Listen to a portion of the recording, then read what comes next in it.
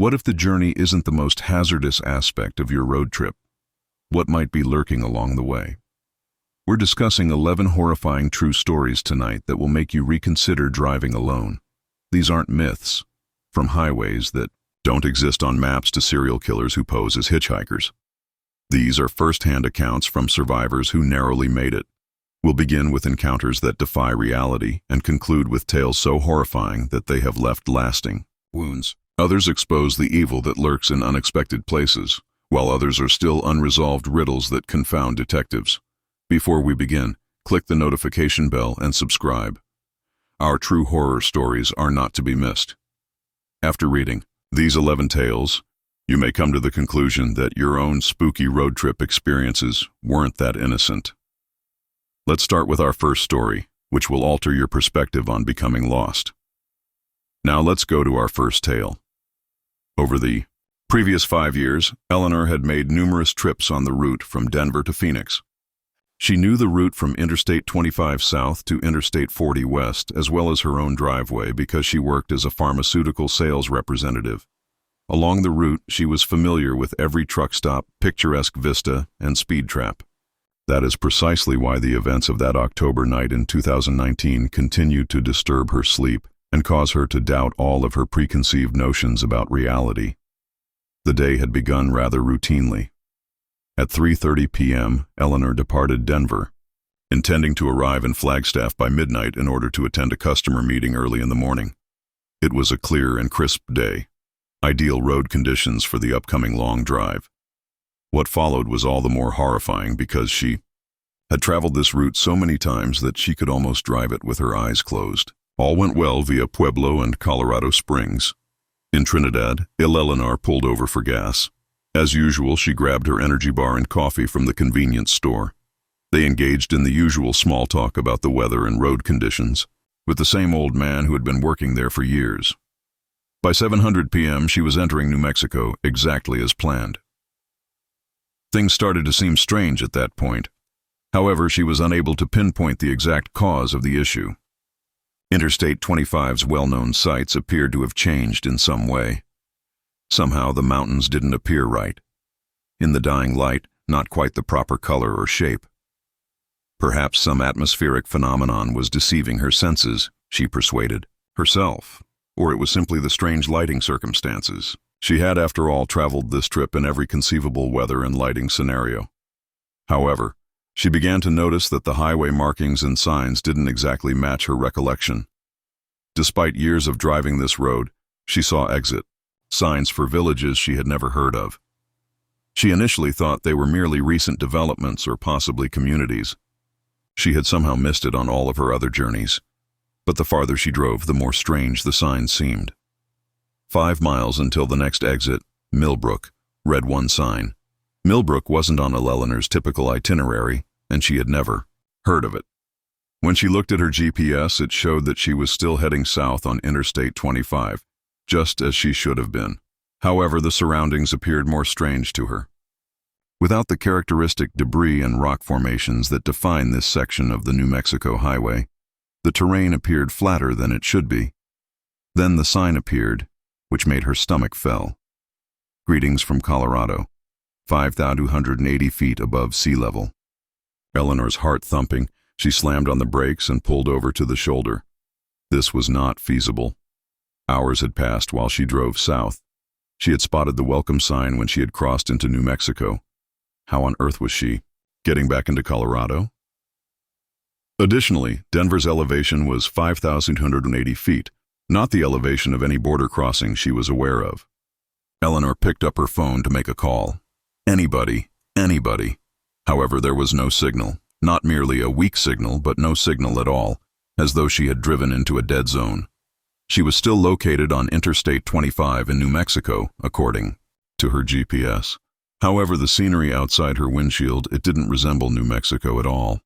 Indeed, it appeared to be unlike anything she had ever seen.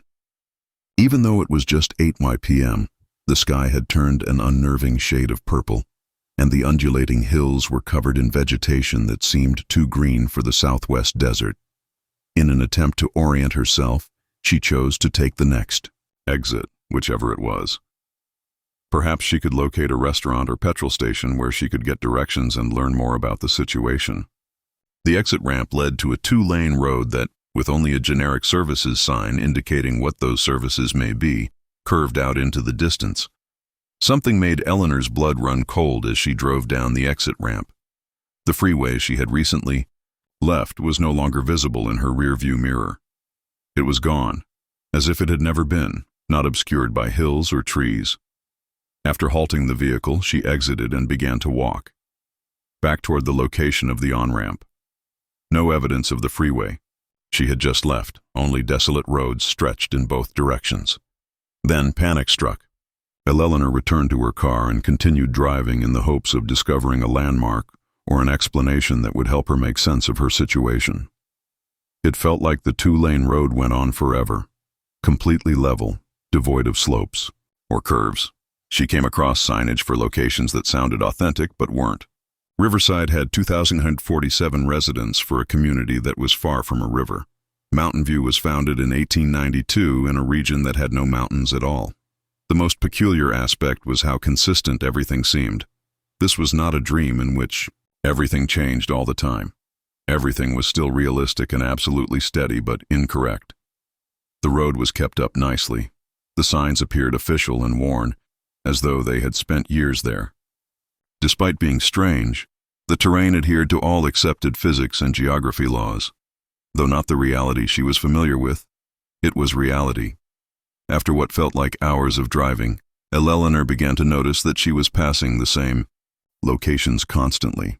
A water tower decorated with an enigmatic design, a cluster of 3 billboards promoting companies she had never heard of, and a recognizable red barn. She initially believed them to be merely comparable structures. However, she was forced to face the unachievable reality when she passed the red barn for the 4th time. She was stuck in a loop of some sort. Her biggest cause of worry was the gasoline gauge. The needle was getting close to empty after she had filled up in Trinidad. Hours ago, under normal conditions, she would have located a gas station. However, there were no petrol stations or other amenities in this area. In spite of the indications, just the never-ending road, the recurring sights, and the increasing realization that she was stuck in something that shouldn't be there, promising them. Everything Eleanor could think of, she attempted. She tried to go back the way she had come, but the road ahead and the road behind her appeared to be the same.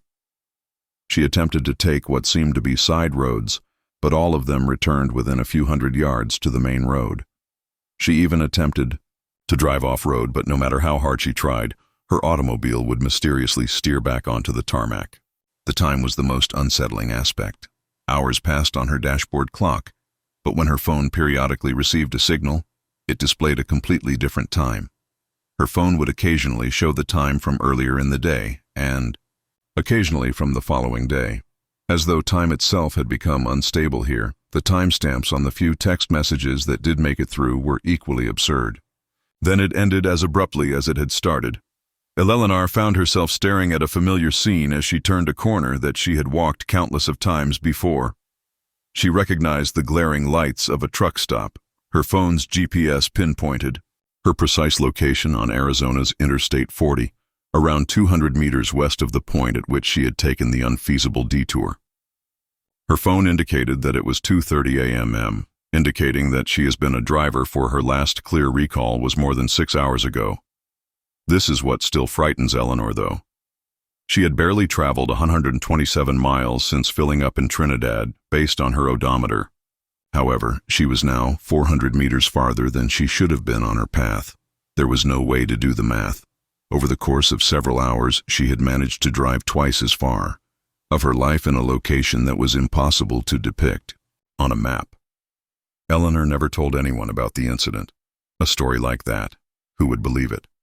Rather, she tried to investigate comparable situations in the years that followed, discovering sporadic online testimonies from other drivers who recounted remarkably similar experiences with impossibly difficult roads and wasted time. She now knows that most people don't know how prevalent stories are. People discuss experiences that they know sound crazy in obscure places on the internet. Eleanor continues to commute for work from Denver to Phoenix to this day.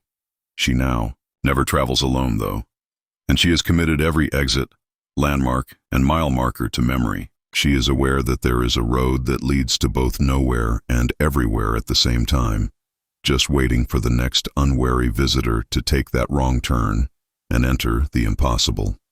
Let's go on to the second tale. Steve Fishman has always thought of himself as a decent character judge. He had made a lot of trips around the American West by the age of 28. When he felt like it, and his gut told him it was safe, he picked up hitchhikers.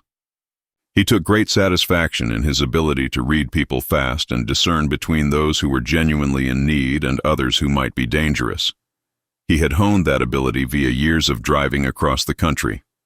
And until that hot July afternoon in 1975, when his instincts would turn out to be disastrously incorrect in ways he wouldn't learn for months, it had never let him down. Like all summer road trips, the day began as usual. Steve was taking the scenic route through Arizona and Colorado on his way from Los Angeles to Denver in his beat-up Volkswagen van. The week before, he had resigned his job at a manufacturing factory to finance what he dubbed his freedom tour across America with his funds.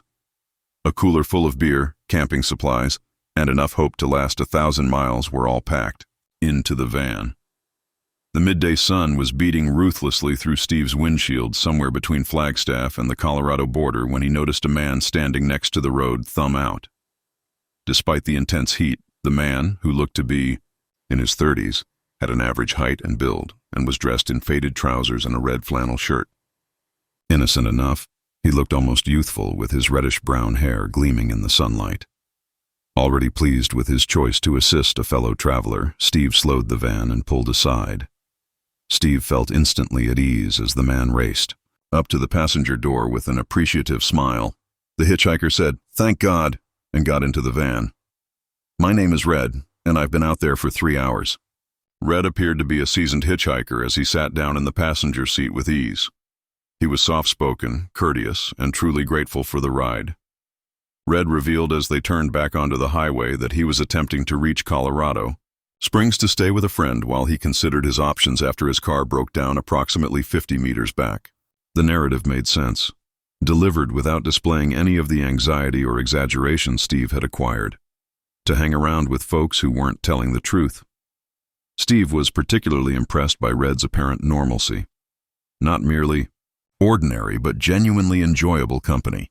Red had a natural ability to strike up a discussion without being overtly intimate or invasive. He posed intelligent queries regarding Steve's adventures, offered insightful commentary on the terrain they were traversing, and even had a nice sense of humor. Red pulled packages of crackers and beef jerky out of a well-worn rucksack and offered to share some snacks he had purchased at the previous truck stop when Steve commented that he was a little hungry. Steve discovered that he was actually enjoying Red's company as the miles passed. The hitchhiker appeared to be well-read, and to have taken a lot of trips across the western United States. From the Oregon woodlands to the Nevada deserts, he delivered captivating tales of the locations he had been. Red was particularly skilled at capturing the little, oddball characteristics that contributed to the uniqueness of each place. The sound of coyotes in some areas, the way morning fog flowed across some mountain passes, and the friendliness or mistrust of the residents in other tiny villages. Red also showed a remarkable understanding of useful travel techniques. He was aware of which highway segments were most likely to have speed traps, which truck stops had the cleanest facilities, and which the greatest balance of safety and scenery could be found in camping locations. Red identified the cause of the odd rattling sound coming from Steve's van as a loose heat shield and demonstrated how to temporarily repair it using some wire from his bag. Steve nearly forgot he was providing a lift to a total stranger because the conversation flowed so smoothly. Red inquired about Steve's background, his future goals, and the reasons behind this specific journey. Red reciprocated by sharing what appeared to be sincere insights about his personal life, his difficulties in obtaining a stable job, his passion for traveling, and his belief in the liberation that accompanies being bound by a specific location or schedule. Steve had to make a choice as nightfall drew near. Red had intended to drive directly to Denver, but his final destination was Colorado Springs, roughly 1 hour south of that path. Steve immediately offered to drive Red all the way to Colorado Springs, despite the fact that doing so would require him to travel more miles and take longer. Although he was appreciative, Red maintained that he didn't want to force it. The next conversation revealed more of Red's character. He gave off the impression that he truly cared about bothering other people, and graciously declined his offer to donate gas money. The mountains were painted in tones of orange and purple as the sun was sinking when they arrived in Colorado Springs. Red led Steve to a small residential area where he claimed to have a friend. When they arrived to a modest home with a tidy front yard, Red packed up his things and gave Steve a heartfelt thank you for the ride. In an attempt to send a thank you note, he even insisted on writing down Steve's address, which appeared both traditional and sincere. Red said something to Steve that would stay with him for years after he got out of the van. "You know," Red replied, directing those cool, perceptive eyes straight at Steve. Steve observed Red approach the front. "You're a good person for picking up strangers. Most people these days are too suspicious, too afraid of everyone they don't know. However, you can tell a lot about someone's character by how they treat people who can't do anything for them in return." "Door and knock," a woman responded who seemed to recognize Red, and Steve was pleased that he had managed to get someone safely to their destination. As he drove off, Steve thought about how pleasant the encounter had been. In a world where people frequently warn, the encounter faded into the background of Steve's memory as he continued his travels and eventually returned to a more conventional lifestyle, getting married, starting a family, and settling into a career that required less wandering and more stability. Red had been proof that there were still decent people out there who sometimes just needed a helping hand. When the subject of travel or hitchhiking came up, Steve would use his positive experience with Red as evidence that most people are good at heart if you give them a chance. This cozy belief persisted until March 1976, almost 8 months after their encounter, when Steve was reading the morning newspaper and noticed a headline. As Steve read the article, a cold realization started to sink in. Robert Frederick Carr III, a 31-year-old drifter, had confessed to killing at least 15 people across multiple states between 1974 and 1975. Carr III was a confessed serial killer linked to multiple highway murders. The suspect's moniker, Red Carr, which the media and law enforcement had adopted due to his unusual hair color, was what really chilled Steve, even if his physical attributes matched those of an average height, build, and reddish-brown hair. In his early 30s. He shook as he read on. The article described Carr's strategy. He would hitchhike between states, preying on other hitchhikers, campers, and travelers who stopped to assist him. He was especially notorious for his ability to seem completely normal and trustworthy, spending hours or even days with potential victims before exposing his true identity. According to several survivors, he was articulate, knowledgeable about travel, and had an almost magnetic personality that made people want to help him. Several of Carr's confirmed victims had been discovered along highways in the same areas where Steve had picked up Red, and the dates of some of his attacks fell within days of Steve's encounter with the hitchhiker. The timeline aligned perfectly. The article claimed that Carr had been active during the summer of 1975, traveling extensively through Arizona, Colorado, and surrounding states. One investigator observed that Carr appeared to enjoy psychological manipulation, sometimes spending long periods of time with people who could have become victims, seemingly enjoying the power of knowing he could kill them at any moment while they remained completely unaware of the danger they were in. Perhaps the most terrifying detail of all was buried deep within the article. Steve realized with increasing horror that he had spent nearly 6 hours alone in a confined space with one of America's most prolific serial killers. Every laugh they had exchanged, every perceptive observation Red had made, every moment of apparent human connection had been taking place as a cunning predator assessed Steve as possible prey. Killers. Red Robert Frederick Carr III had sat inches away from him, engaging in pleasant conversation and sharing snacks, while presumably deciding whether or not to add Steve to his list of victims. Whether it had been a warning, a private joke, or just the thoughts of someone who knew exactly how his victims' compassion and willingness to help strangers had made them vulnerable to him, The fact that Red had specifically commented on Steve's trusting nature took on a sinister new meaning. Steve never found out why Red had decided not to kill him that day. Perhaps Red's plan had been thwarted by Steve's detour to Colorado Springs. The revelation radically altered Steve's perception of human nature and his own judgment. He had prided himself on his ability to read people. Maybe Red had decided that Steve's van was too unique and memorable for a clean getaway, or maybe, and this is the most unsettling, Red had just been in a good mood and spared Steve's life on a whim. Red had been everything Steve believed a trustworthy person should be: courteous, considerate, intelligent, and appreciative. However, he had spent hours with a serial killer without feeling any danger at all.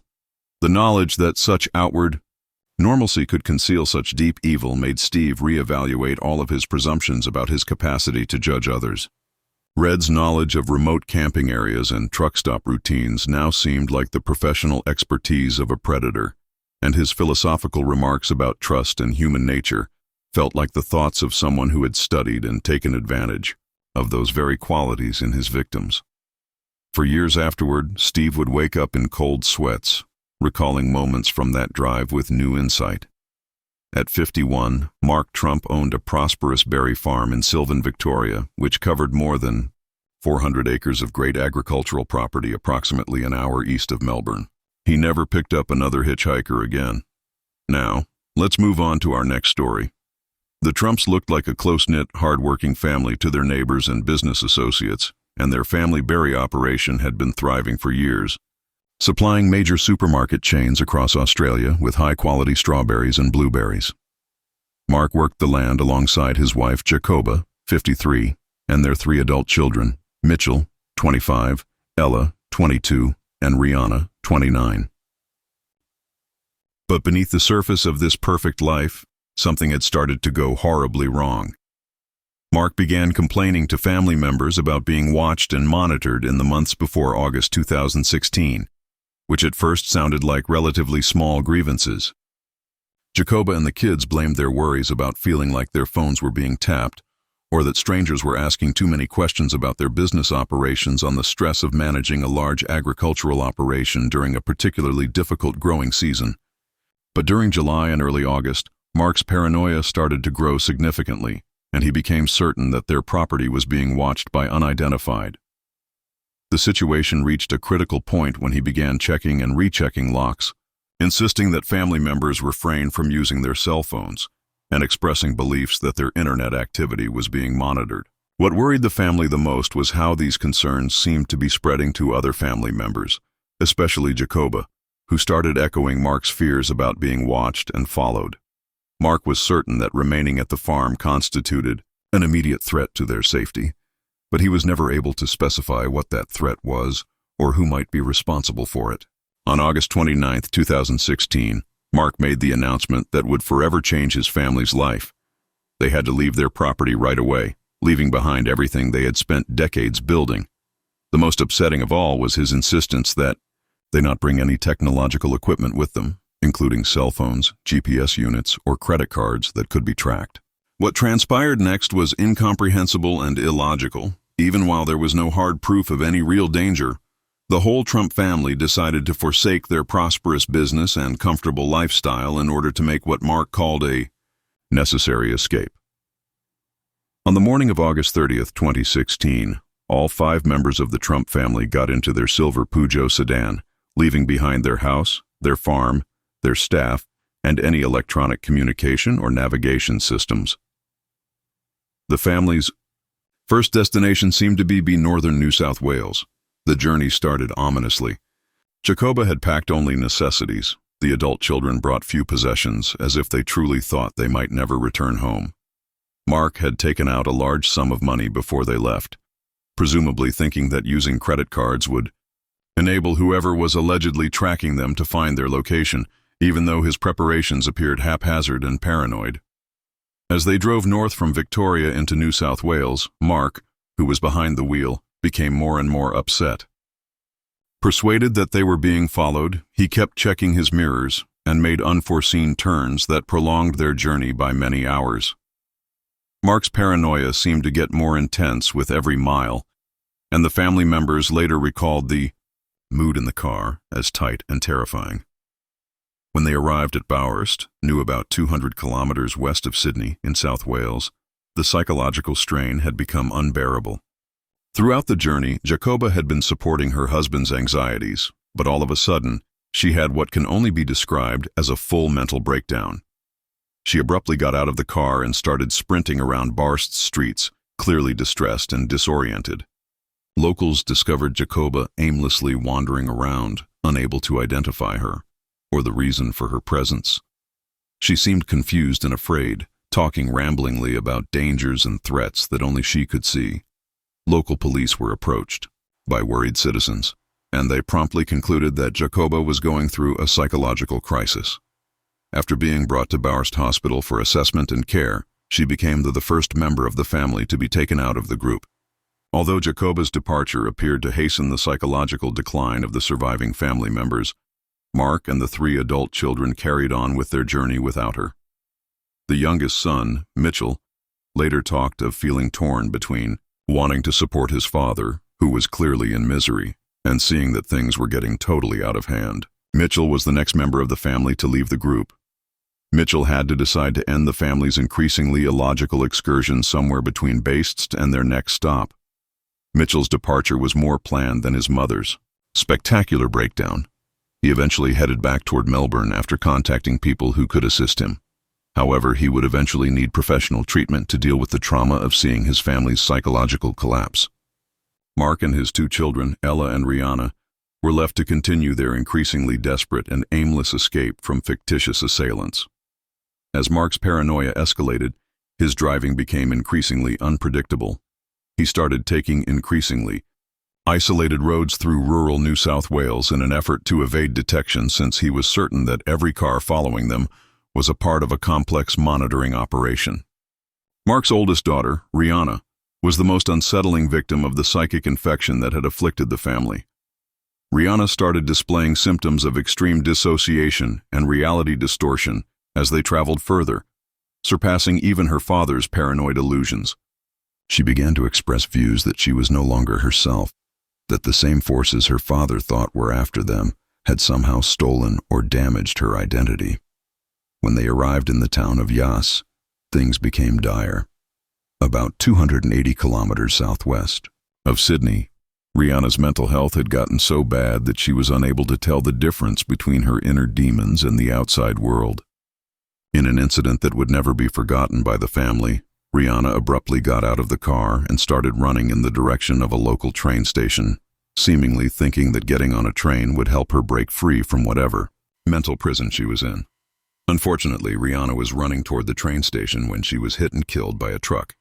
Her passing was the final result of the widespread psychological collapse that had engulfed the Trump family, changing the irrational paranoia of a prosperous farming family turned into a terrible tragedy that would haunt all of the survivors for life. Later that day, police discovered Mark and Ella in very serious psychological anguish, now reduced to just the 2 of them. For their own protection, both were placed under arrest and given prompt mental health assessment and treatment.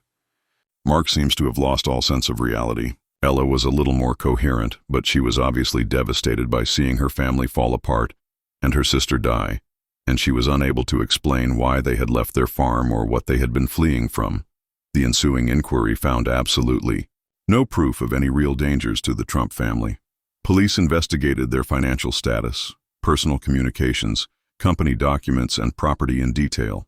On their property, no surveillance equipment was discovered. There were no threatening communications found. The family was not of interest to any government authorities or criminal organizations. Their company was both legally compliant and financially stable. The concerns that had compelled them to forsake everything and set out on their terrible journey simply had no logical explanation. Travel. The surviving family members were tested by mental health doctors, who made a diagnosis of what seemed to be folia, or shared psychotic disease, but in this instance, impacting several family members at once. This uncommon disorder develops when a person's paranoid ideas and delusions spread to those who are close to them, especially in close-knit groups like families. The strain of managing a Mark's underlying psychological vulnerabilities and the demanding nature of his agricultural company seemed to have set off an initial paranoid episode, which spread to other family members through their regular encounters and strong emotional attachments. The Trump family tragedy served as a case study for how shared delusions may have disastrous real-world repercussions and how mental illness can propagate through family structures. Mitchell needed months of treatment because he had broken up with the family early in their adventure, deal with his remorse at not being able to stop the catastrophe, to heal from the trauma of seeing her sister die and her family fall apart. Ella required even more intensive care. After spending a significant amount of time in mental health facilities, Mark eventually recovered enough to comprehend the gravity of what had happened.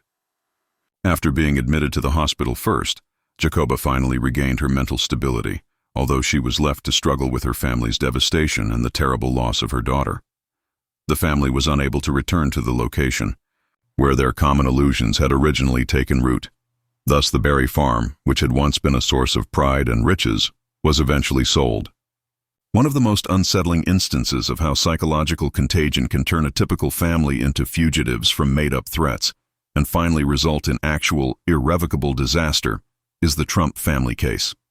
Their tale serves as a terrible reminder that sometimes the most terrifying foes are those that only exist in our own minds, and that the human mind's ability for self-deception can be more harmful than any external threat. Let's go on to the fourth tale. Jennifer Walsh has always driven cautiously. The type of person who, if at all possible, never drove on new roads after dark, kept her gas tank full, and planned her trips ahead of time. She spent a lot of time driving between hospitals and clinics throughout the remote areas of Northern California in her role as a regional sales manager for a medical supply firm at the age of 34. She needed to be pragmatic for her profession, professional and perceptive, traits that had benefited her in both her personal and professional life. Jennifer was coming from what should have been a standard client visit in the little town of Willits, which is located roughly 3 hours north of San Francisco, on this specific Tuesday night in September 2018. She intended to finish the drive back to her Paloma house throughout the day. However, the hospital administrator's insistence on a thorough tour of their new cardiac wing caused her last session to go longer than anticipated. The sun had already fallen behind the coastal mountains when she wrapped up her presentation and put her sample bags back into her Honda Accord. Jennifer had to make a decision that many women, in particular, must make while traveling alone. Choose the quicker but more remote path through the wilderness, or adhere to the major routes, even if the travel takes a lot longer. Although Highway 101 would prolong her trip by almost an hour, it provided the security of steady traffic, brightly lit truck stops, and mobile phone coverage. Although the Anderson Valley's back roads would significantly reduce her trip time, they wound through miles of untouched woodland, leaving her stuck until dawn in the event of a breakdown. It was fatigue that decided for her. Jennifer had a 6 to start the day. AM's appointments in 3 different places after a client meeting in Eureka. She had been traveling for more than 10 hours, getting by on energy bars and coffee from convenience stores. She had an early morning meeting in San Rafael the next day, so the idea of making the drive an additional hour was overwhelming. Jennifer, against her better judgment, made the decision to bypass the mountains. The path started off harmlessly enough. The well-kept 2-lane State Route 253 west from Ukiah connects a number of minor Anderson Valley villages. Jennifer had previously traveled this road in the daytime and recalled it as picturesque but unimpressive, passing the occasional vineyard or rural residence as it winds through redwood forests. She found her driving rhythm amid the mountains, her headlights piercing the deepening darkness, driving carefully around curves and keeping an eye out for any deer or other wildlife that might stray into the road. Everything went according to plan for the first 45 minutes. Before heading back to the remote darkness of the forest road, Jennifer traveled through the little towns of Boonville and Faux, where the few streetlights offered a moment's comfort. There were 2 bars of signal strength on her phone, which was sufficient for emergency use. Despite the challenging mountain terrain, her car was operating properly, and the fuel gauge showed she had enough gas to get to Paloma. A little after 900 p.m., when Jennifer saw headlights coming up behind her. This was not exceptional in and of itself. This was a common path for other passengers, and she had already passed a number of cars going the other way. She noticed the speed at which the car was closing in on her, perhaps 5 mph less than the posted limit to compensate for the darkness and unknown turns. Jennifer was driving at an acceptable speed for the road conditions. The car that was approaching appeared to be moving much more quickly, and her rear view mirror showed the headlights getting bigger at a frightening rate. In order to give the other motorist a safe pass, Jennifer's immediate inclination was to slow down and go as far to the right as she could, rather than a cautious out-of-town visitor. She figured it was most likely a local who knew the road well and was at ease driving faster.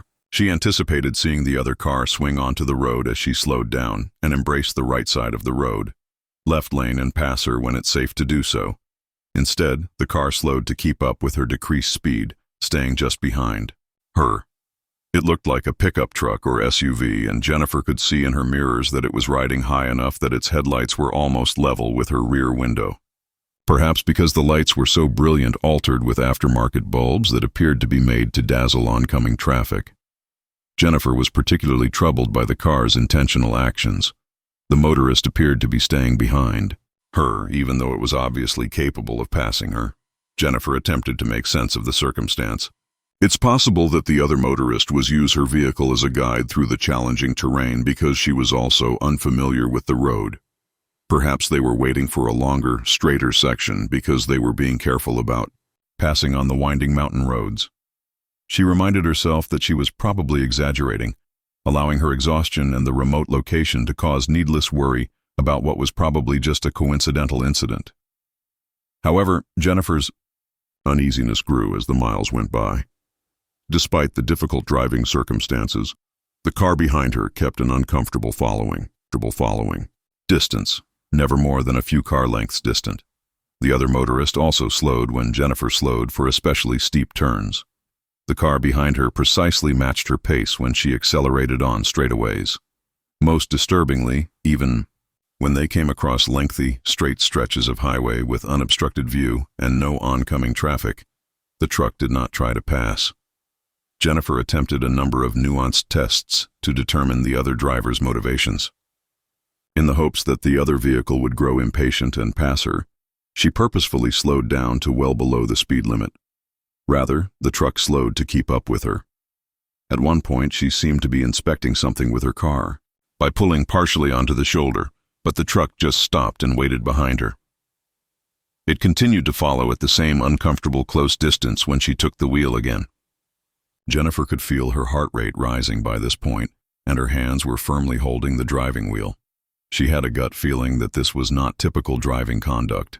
She couldn't conceive of any legitimate reason for such continuous tailgating on a remote mountain road late at night, and the motorist behind her was purposefully following her around. When Jennifer climbed a short hill and ended up on an unusually long, straight length of highway, the situation took a sharp turn for the worst.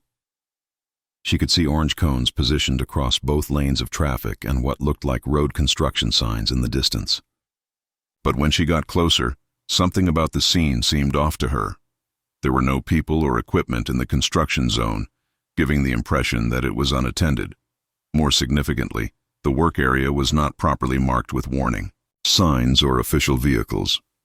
In an attempt to have a better understanding of the situation, Jennifer slowed down and activated her hazard lights. Her blood ran cold at what she witnessed. What looked to be a spike strip, a tool commonly employed by law enforcement to damage the tires of evading cars, was stretched across the road. The orange cones prevented any vehicle from avoiding the strip, which was positioned so that any vehicle would have to travel over it. However, this was not a checkpoint for the police. No uniformed officers, no squad cars, no formal barricades, and no signage were present. Only the spike strip and cones placed such that, in the dark, they appear to be real road work. With increasing terror, Jennifer recognized that this was a trap designed to disable cars and leave their occupants trapped in this remote area as her headlights became more visible. Jennifer's thoughts were racing as she attempted to comprehend the situation. Now the car that had been pursuing her was right behind her, its high-beam headlights illuminating her car. She heard the truck's engine revving as though it were ready to thwart any attempt by her to turn around or reverse, but she was unable to see who was inside. The moment was too ideal to be a coincidence. She had been aching her way toward this trap, being led into the ambush by the headlights of her own car. Jennifer had only a few seconds to act before she fell prey to whatever these individuals had planned, she thought in that horrifying epiphany. About 50 yards in front of us was the spike strip. Even if she slammed on her brakes right away, she wouldn't be able to stop safely on the wet mountain road. The truck behind her was speeding, as if it would crash her over the spikes if she attempted to stop. In an instant, Jennifer made a choice that most likely saved her life. She slammed the pedal and pointed her vehicle straight for the space between two orange cones on the right, avoiding a collision or attempting to turn around. By the side of the road, her Honda tore through the underbrush next to the highway and crashed through the temporary barrier, bottoming out as it left the tarmac. Jennifer struggled to keep her car under control as it bounced and scratched around fallen branches and pebbles, the tires still intact but the undercarriage suffering damage. The truck that had been following her skid to a stop next to the spike strip was visible in Jennifer's rearview mirror. She was already too far away to make out specifics, but two figures came out of the car, one of them seeming to yell angrily at her.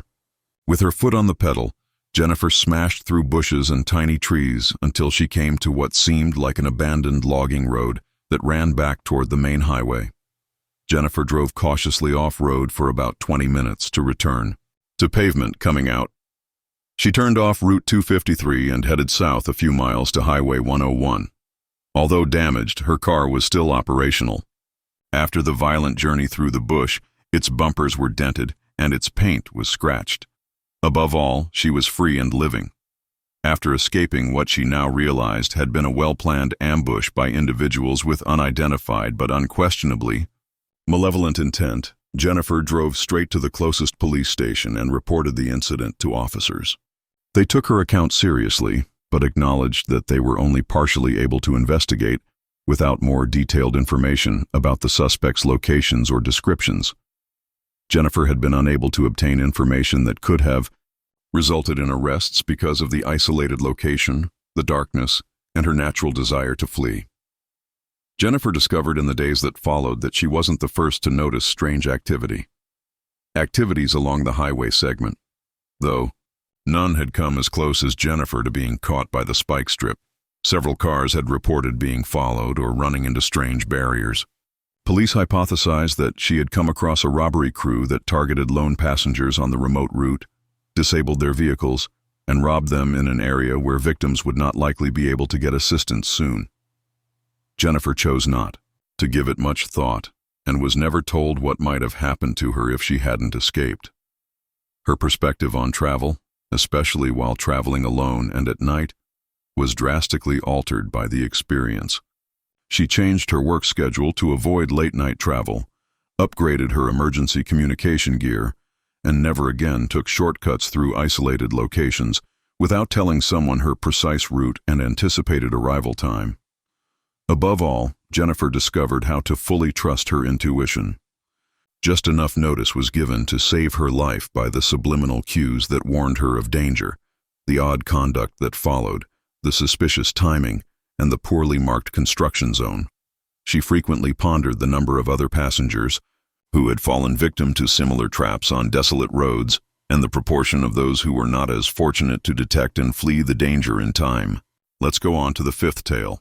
To get to her sister's wedding in Phoenix before the rehearsal supper, Hazel had traveled through 3 states in 12 hours, going above and beyond her usual comfort zone.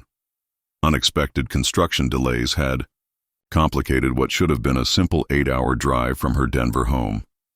A young person, her own obstinate unwillingness to stop for appropriate rest breaks and the fender bender that necessitated a 2-hour wait for police reports.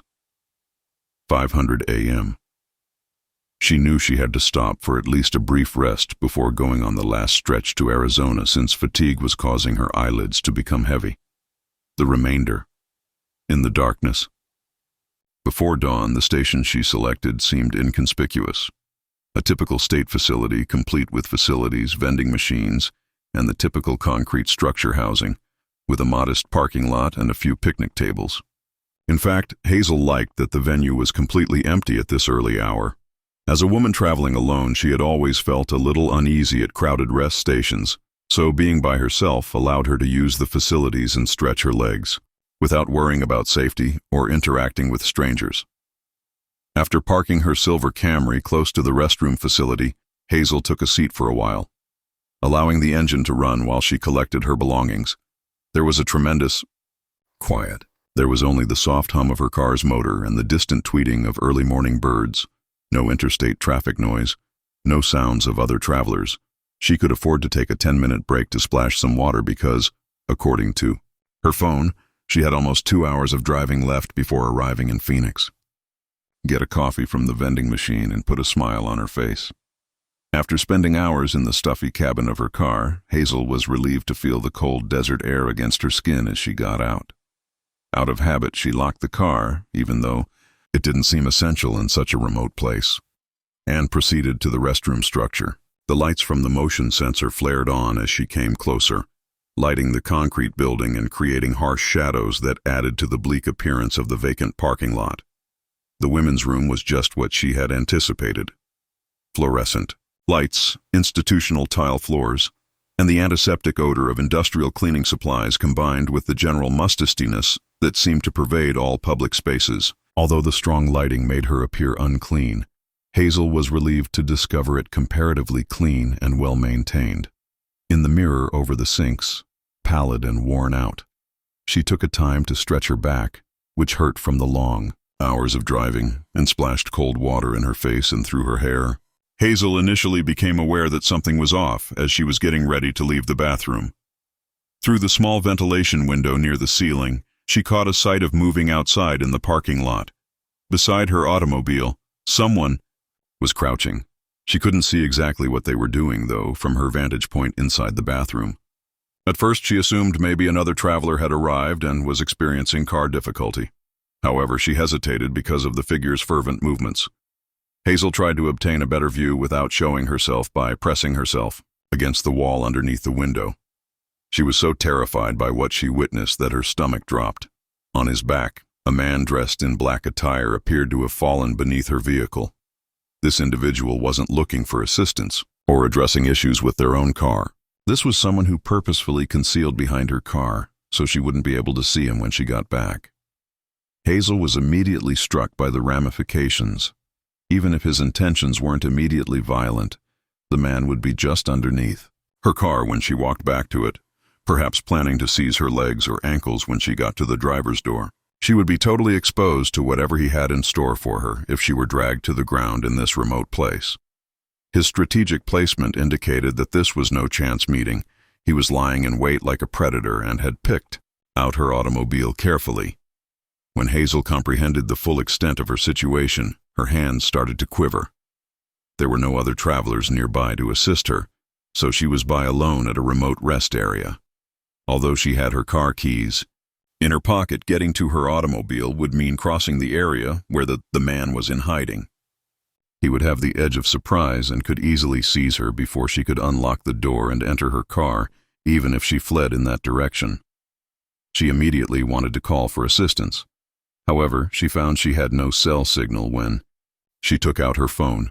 The isolated spot that had appeared tranquil only minutes before was now a trap, preventing her from calling for help. With a predator waiting outside and no way out other than to face him head-on, she was totally alone. Hazel's panic overcame her and she forced herself to think logically. She couldn't remain in the bathroom indefinitely. The male might eventually decide to come look for her after realizing she wasn't coming out. Since there was only one entry to the structure, he could simply imprison her inside if he so desired. The only edge she had was that he was unlikely to have realized she had seen him, which, if she could use it to her advantage, might provide a moment of surprise. Hazel struggled with indecision for several minutes before hearing the sound that made her worry transform into sheer terror. Footsteps reverberated off the tile walls as the restroom building's massive outside door cracked open. Given the situation, She had no reason to suspect that the man who had been hidden behind her car was the only person who had entered the premises. A male voice yelled out, "Hello," in a tone so phony that it made Hazel's skin crawl. The voice had an oily quality that suggested its owner was enjoying this game of cat and mouse, and Hazel remained perfectly silent as she pressed herself against the wall in the restroom corner farthest from the entrance. "Is anyone in here? I saw a car outside and wanted to make sure everything was okay." The footsteps approached, and Hazel could hear the man methodically inspecting each stall in the bathroom. He knew she was in here because her car was parked right outside and there was nowhere else she could have gone, but he was playing the part of a worried Good Samaritan instead of admitting his predatory behavior. "I know you're in here," the voice said, shedding the pretense of friendliness. "I saw you go in, and I didn't see you come out."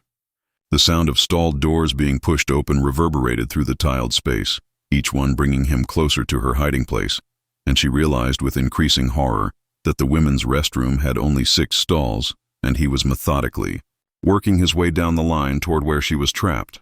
"There is no reason to hide. Until we get a chance to speak, I won't be leaving." A pair of men's boots materialized beneath the door of the stall adjacent to where Hazel was hiding, and she watched in horror. Now that she could hear his breathing, she knew the man was likely searching beneath each stall door to find her precise location. He would arrive at her stall in a matter of seconds, and her hiding location would be found. Hazel's clarity came suddenly from desperation. She understood that she had to take action before he could find her. Waiting for him to discover her would leave her alone in the cramped bathroom stall, unable to move or protect herself. However, if she could surprise him, she might be able to push past him and make it to the exit while he was still looking. In order to frighten and confuse her stalker, Hazel inhaled deeply, mustered all her courage, and exploded out of her hiding place with a loud scream. She hurried for the exit, startling the man who had been hunched over peering beneath stopped doors. He lost his balance and was unable to stop her in time for a critical moment. Hazel's attempt to flee, however, was only partially successful. She felt the man's fingers seize the back of her jacket as she arrived at the bathroom entrance, turning her around and slamming her into the concrete wall next to the door. For the first time, she was confronted by her assailant. A middle-aged man with wild eyes and disheveled hair that suggested he was either severely mentally ill or a drug user. He growled and tightened his hold on her jacket, asking, "Where do you think you're going? Our conversation is far from over." Hazel was aware that this was probably her last opportunity to get away. Her odds of survival would drastically decrease once he got her away from the building door. Using all of her power and adrenaline, she drove her knee upward as hard as she could, making the man double over in pain as it connected with his crotch. She pulled free from her jacket's hold and ran for the door. She heard the man behind her swearing and starting to chase. However, the injuries had caused him to slow down sufficiently, which gave her a significant advantage. Fumbling for her keys, Hazel rushed for her car after bursting through the outer door. She was relieved to notice that the man was no longer beneath the car. He had apparently given up on that stance when he chose to follow her into the bathroom. As the man emerged from the restroom building, still advancing cautiously but obviously determined to continue his pursuit, Hazel arrived at her car and successfully unlocked it. In one smooth motion, she jumped into the driver's seat, locked the doors, and turned on the engine before pulling out of the parking spot before her assailant could get to the car. Hazel saw the man in her rearview mirror, waiting in the parking lot, watching her make her getaway as she drove away from the rest stop. One of the most lovely things she had ever seen was the way he shrank away in the distance, signifying her release from what may have been a deadly confrontation. After driving straight to the next town, Hazel discovered a police station and reported the event. Her testimony was taken seriously by the officers, who pledged to look into the rest stop. However, they cautioned her that prosecution would be challenging in the absence of a license plate number or a more detailed description of the suspect. They said that comparable occurrences had been documented at isolated rest areas across the area, indicating that her assailant may be a part of a predatory trend that preys on lone travelers. Hazel's perspective on travel safety was drastically altered by the encounter.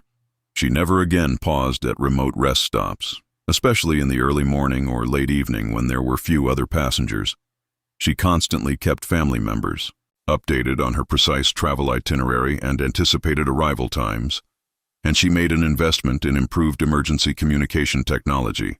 Above all, she discovered how to fully trust her intuition.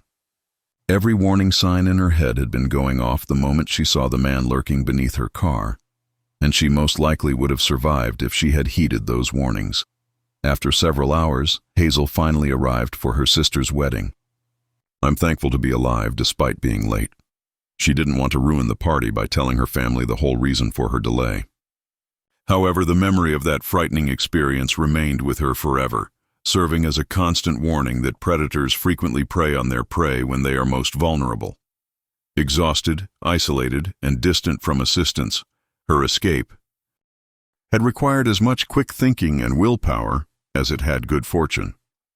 She was also aware that not all women in comparable circumstances would be lucky enough to escape. Let's go on to the sixth tale.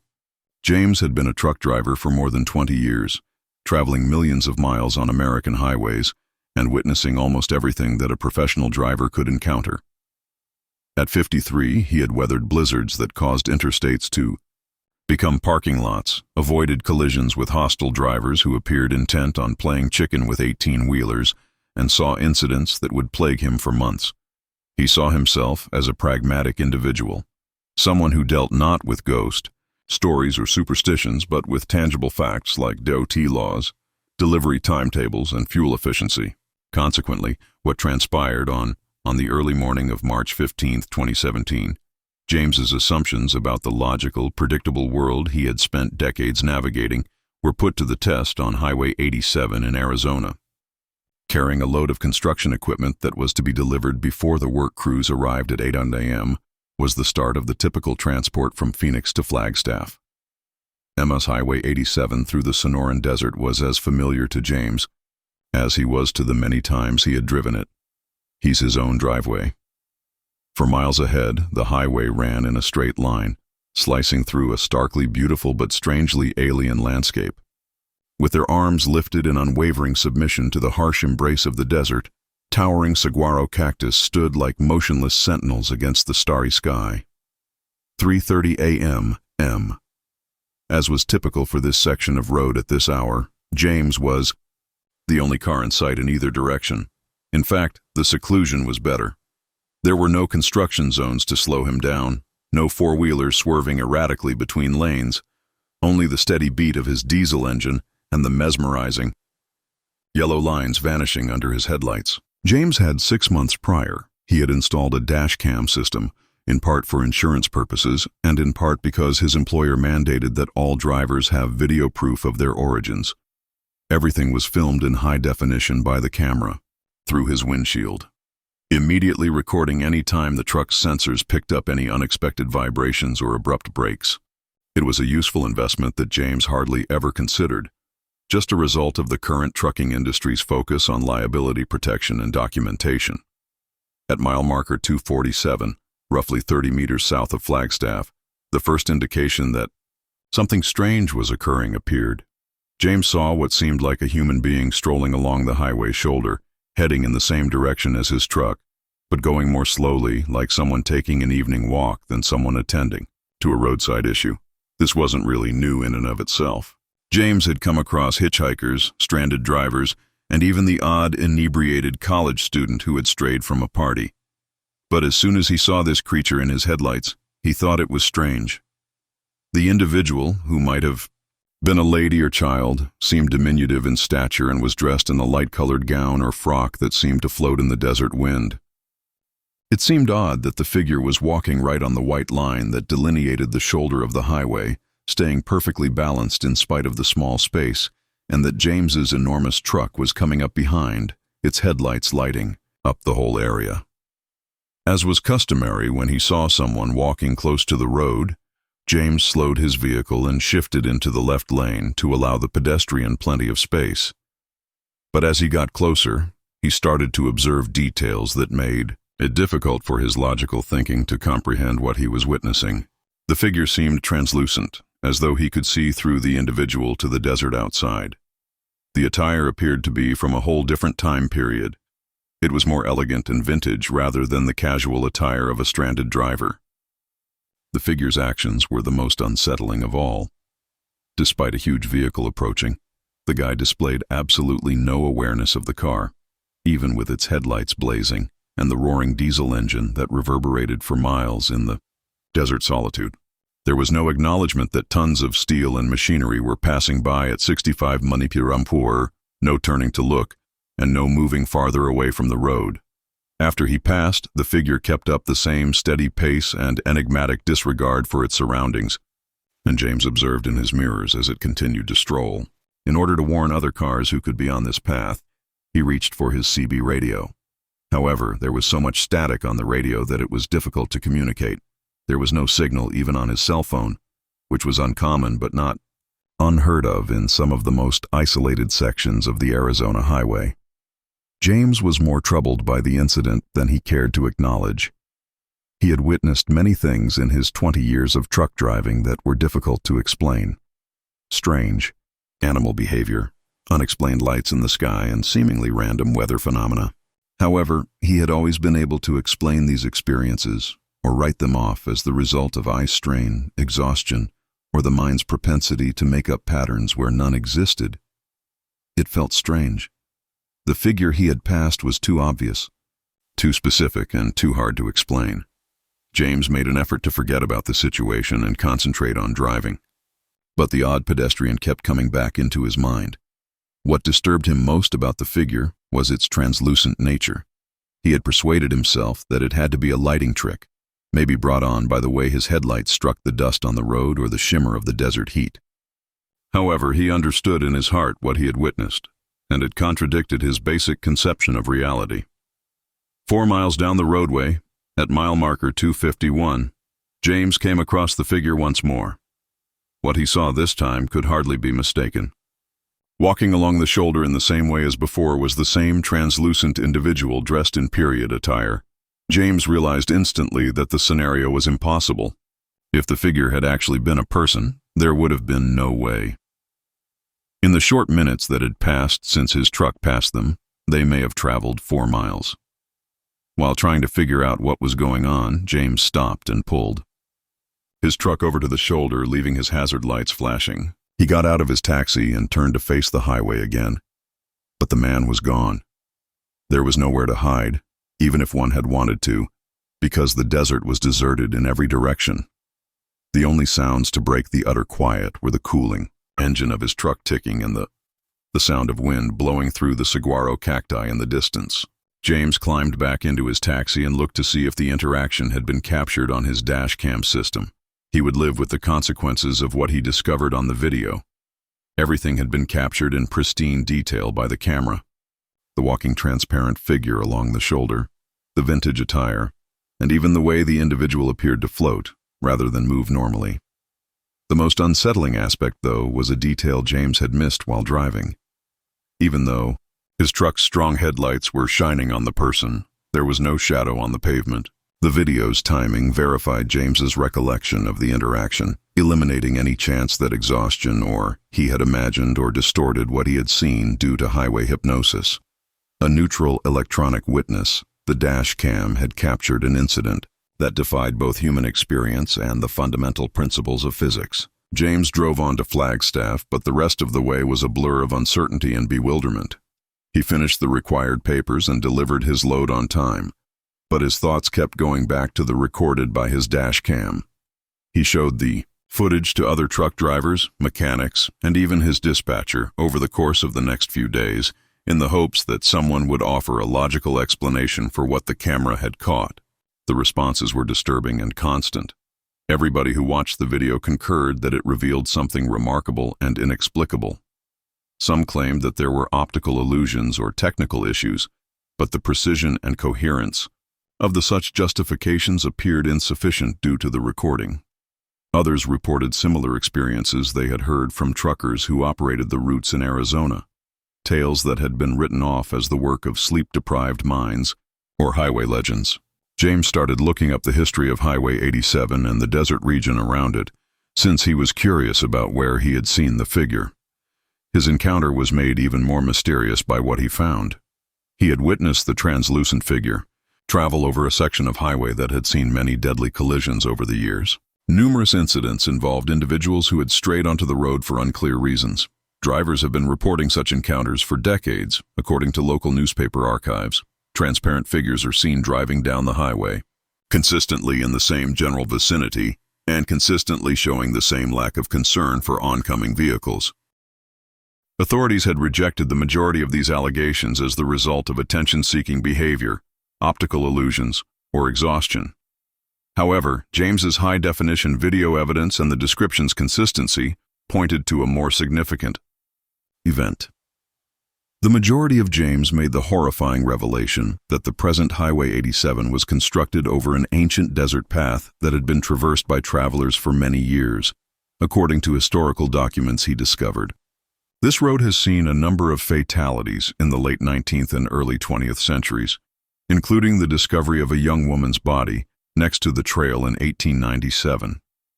She had been wearing a light-colored clothing and seemed to have been traveling across the desert by herself when she passed away from exposure and exhaustion, according to reports in the newspapers at the time. On later journeys along Highway 87, James never saw the figure again. However, every time he traveled that route, he found himself keeping an eye out for it. After being circulated at truck stops and posted on social media sites devoted to paranormal encounters, the Dashcam movie became something of a legend among truckers who operate in the Southwest. Some viewers were unconvinced and offered complex technical justifications for the images the camera had obtained. Others interpreted it as evidence that the lines separating the physical and spiritual worlds were more tenuous than most people thought. James's understanding of the nature of reality and the potential for consciousness to endure physical death was drastically altered by the encounter. He had always been a pragmatic individual who worked with quantifiable events and observable facts. However, the collision on Highway 87 compelled him to admit that there may be facets of life that are beyond the realm of accepted knowledge. James continues to drive trucks on American highways years later, but he is now more conscious of the mysteries that could be hiding just out of his headlights. He has discovered that there are more hidden mysteries on the road than just traffic, patterns, and fuel usage. The clear, unblinking eye of a dashboard camera capturing something that shouldn't exist can sometimes provide more convincing evidence for the impossible than urban legends or ghost stories.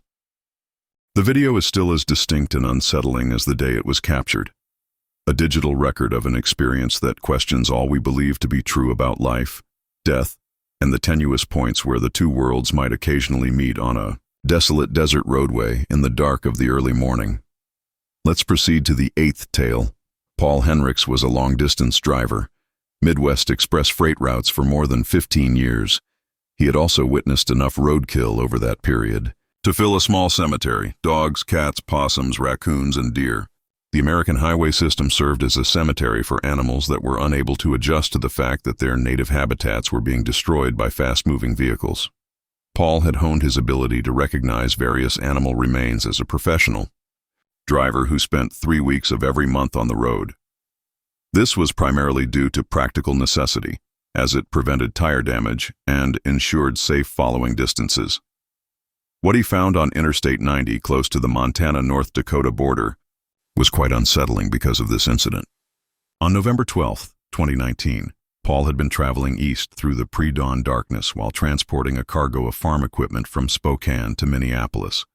The highway surfaces were sufficiently slick to necessitate extra caution due to the clear but chilly weather, with temperatures hanging just around freezing and a light frost, roughly at 4:45 a.m. About 200 yards in the right lane, Paul's headlights spotted what seemed like a sizable piece of roadkill. His first thought was that, given its size and overall form, it was most likely a deer that had been hit by a previous car and abandoned it on the road. On this section of road, which went through regions with sizable deer populations that frequently crossed the highway during their seasonal migrations, this was not an uncommon sight.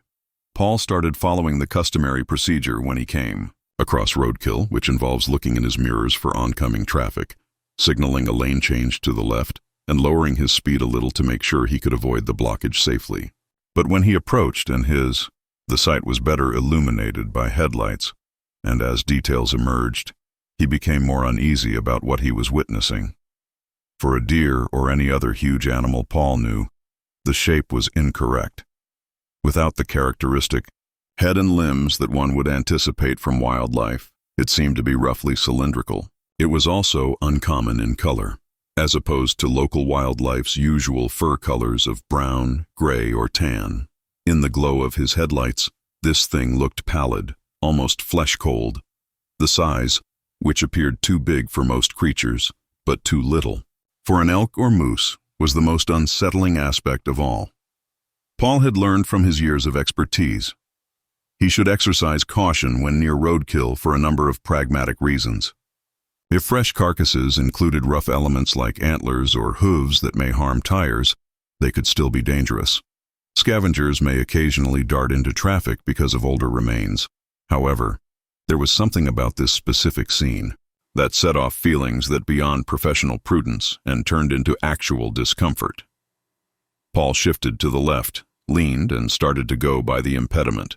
His headlights gave him a sharp view that will stay with him forever. Instead of an animal, what was lying in the road was what looked like a human torso, headless, limbless, and carefully dismembered in a manner that suggested intentional butchery rather than the haphazard trauma of a car crash. The torso appeared to have been meticulously placed lengthwise in the roadway, positioned there as opposed to being dropped by accident. Clean, straight edges that appeared surgical in their accuracy were visible at the severing sites where the head and limbs had been severed. Surprisingly little blood was evident on the concrete surrounding the remains, indicating that either the torso had been transferred to this area after the dissection took place elsewhere, or that a considerable amount of time had elapsed since the initial injury. Paul's first impulse was to pause and look into it, both out of civic duty and human decency. Documenting the situation and reporting it to authorities may be essential to solving what was clearly a very violent crime, if this was proof of a crime, which seemed highly likely. But Paul was also aware of the potentially hazardous circumstances he found himself in as a lone motorist on a remote section of roadway early in the morning. Hours. Human remains may still be in the vicinity if they were being aggressively disposed of here. Paul might run the danger of running into whoever was behind this gory spectacle if he stopped. Paul was also well aware of the potential legal ramifications of being implicated in a criminal investigation because he worked as a commercial truck driver, especially one that pertaining to a murder. Unauthorized stops and delays that could impact delivery timetables were strictly prohibited by his company's standards. Paul had to decide to keep driving while he thought about what he could do. He took note of the precise position of mile marker 352. He observed it about 7 p.m. on eastbound Interstate 90. Additionally, he turned on his dash camera system to get a GPS timestamp that would support his story if necessary in the future.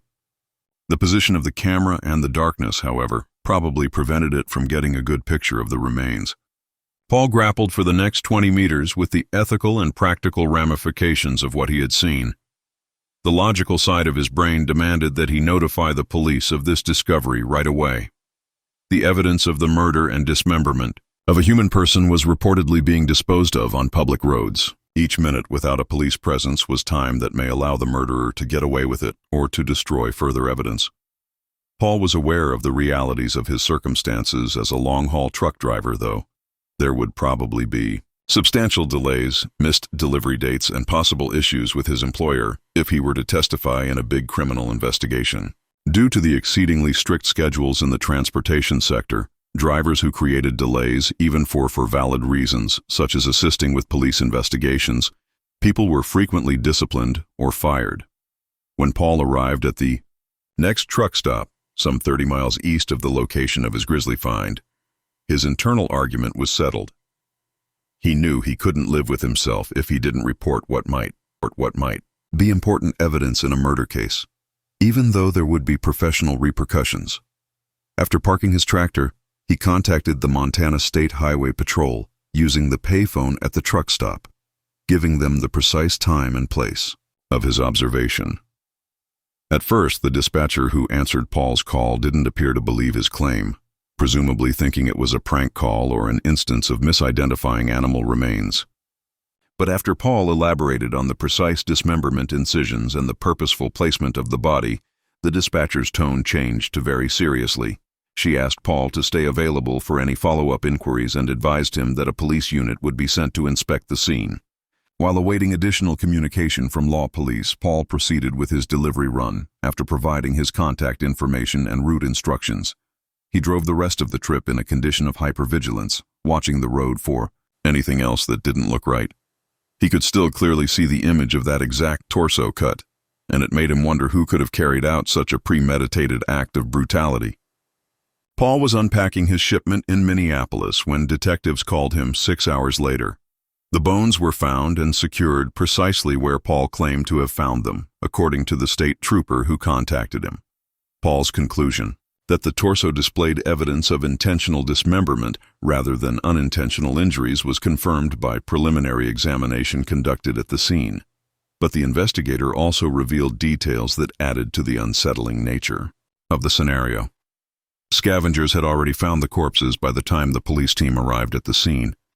It appears that a pack of wolves had been feeding on the torso when the officers arrived, and they had to use spotlights and sirens to get the animals to leave the area. Scavengers' presence made the investigation much more difficult. The feeding animals may have scattered or destroyed important evidence. More significantly, Paul might have been in direct competition with a pack of ravenous wolves for what they thought was a meal if he had taken the time to look into the remains when he first spotted them. Paul was glad he had decided to keep driving when he considered the possibility of being stranded in the pre-dawn darkness of a distant highway between untamed animals and possible human killers. More unsettling information would come to light during the subsequent Gostat probe. Eventually, it was determined that the torso belonged to a 34-year-old vagrant who had vanished from a tiny village approximately 200 meters distant. The dismemberment's accuracy indicated that the person had anatomical understanding, potentially medical or training in veterinary medicine. The bones were disposed of in a remote spot, suggesting familiarity with the area and traffic patterns on the roadway. The investigators' discovery that this wasn't an isolated incident was the most terrifying of all. Similar findings have been made along isolated sections of interstate routes in Montana, North Dakota, and Minnesota within the last 2 years. In each instance, carefully dismembered human remains had been discovered in areas that indicated meticulous preparation and familiarity with traffic patterns and police patrol schedules. Paul discovered that he might have seen proof of an active serial killer who was disposing of victims via the interstate highway system. The murderer seemed to be going after fugitives whose disappearances might not be noticed or looked into right away. The meticulous dismemberment and cautious disposal techniques pointed to a systematic, well-organized individual who was likely to keep killing until caught. Paul continued to testify and collaborate with FBI profilers who sought to comprehend the killer's tactics and mental state during the months-long inquiry. However, no arrests were made in relation to the crime despite a thorough investigation and coordination between several law enforcement authorities. Investigators believed that Paul's discovery on Interstate 90 would eventually be part of a bigger pattern of evidence that would help them identify and apprehend the perpetrator. However, the case was very difficult to investigate because of the isolated sites, meticulous disposal techniques, and seemingly random victim selection. The murderer seems to know how to take advantage of the size and remoteness of the American highway system in order to carry out crimes and get rid of evidence with little chance of being caught. Paul's viewpoint on long-distance trucking and highway travel in general was drastically altered by the event. He became considerably more cautious about stopping in distant areas and much more mindful of the possibility of illegal activities there. Additionally, he gained a greater understanding of the function that truck drivers and other highway users play as unofficial defenders of the interstate system, frequently acting as the sole witnesses to crimes that occur in places too far away for frequent police presence. Paul continues to travel the same roads through Montana and the Dakotas years later, but he is on the lookout for any indications of criminal activity or anything else that doesn't seem right. He is aware that a systematic murderer may still be using the American roadways as a place to hunt and dispose of bodies. The idea that he might one day come across new proof of these crimes keeps him vigilant and serves as a reminder that the desolate sections of the interstate highway might conceal secrets far more unsettling than mere roadkill. The case is still open, listed among the increasing number of offenses using highways that make it difficult for law enforcement to conduct efficient investigations over large geographic areas. Paul is forever reminded that evil can arise in the most unlikely places, by the recollection of that same mutilated torso. When you get close enough to see the awful truth, sometimes the most disturbing discoveries are the ones that appear almost typical. Let's proceed to the seventh tale. Throughout his 23 years with the Kansas City Police Department, Detective Frank Turner had looked into hundreds of murders, but nothing had prepared him for the systematic terror that would engulf America's heartland in the spring of 1992. What started out as a single incident in Indianapolis would turn into one of the most horrifying unsolved serial killing sprees in American history, spanning 5 states and giving investigators a profile of a murderer whose crimes stood in stark contrast to the usual pattern of serial murders. The murderous rampage started at a Payless shoe store in Indianapolis, Indiana, on April 8, 1992. In the back room of the business, 26-year-old mother Robin Fulauer, who was working as an assistant manager, was discovered shot execution style. The murderer reportedly broke into the store during regular business hours, pushed Rob into the back of the structure, and used a .22 caliber gun to shoot her once in the head. There was no theft of cash from the register. No evidence of sexual assault was found, and items was stolen. With almost no physical evidence left behind, the murder seemed to have been committed with clinical precision and without apparent reason. Investigators found Robin's murder especially unsettling since it seemed so random. Her personal circumstances would not have made her a target for violence, and she had no known enemies or criminal connections. Because the store was in a crowded mall, the murderer would have run the danger of being noticed by many people. However, it appears that he entered during the day, killed someone, and left without raising any red flags with other customers or nearby establishments. 3 days later, on April 11th, the second attack took place in Wichita, Kansas, which is about 500 miles away from the crime scene in Indianapolis. Patricia Smith and Patricia Magers, both 32-23, were both working at an unpaid shoe store when the murderer used the same technique to do another murder. In the back area of the store, both women were discovered shot in the head with a .22 caliber firearm. Once more, no cash was stolen, no goods were taken, and the killings seemed to have no obvious reason other than the murderer's apparent need to kill innocent individuals in the middle of the day. The developing pattern frightened law enforcement officials throughout the Midwest. Retail employees, particularly brunette women who worked in shoe stores, were being routinely targeted by someone who used the same weapon and method to kill them. It was either extraordinary luck or a deep awareness of how to evade monitoring and witnesses that allowed the assassin to enter crowded retail places during business hours, commit murder, and then flee undetected. The person tasked with organizing the multi-state probe, Frank Turner, realized that the kind of serial killer they were dealing with was unparalleled. This killer was traveling great distances and striking with startling regularity, in contrast to other serial killers who worked in well-known areas with cooling-off periods in between assaults. The crime's geographic spread indicated that the perpetrator was either on the road for work or didn't have a permanent address, which made it very challenging to use conventional investigation techniques. The third attack occurred at Terre Haute, Indiana, on April 27, 1992. At a Payless shoe store, 37-year-old Sarah Blessing was working alone when the murderer went in and pushed her into the rear room. The same .22 caliber gun used in the earlier killings was found to have shot her once in the head. Around the time of the murder, witnesses in surrounding establishments claimed to have seen a man of ordinary height and build leave the shoe store, but their accounts were too vague to be helpful in identifying the perpetrator. The chronology of Sarah's murder was especially unsettling. After assaulting in Wichita on April 11th, the murderer waited more than 2 weeks before launching another attack in Terre Haute.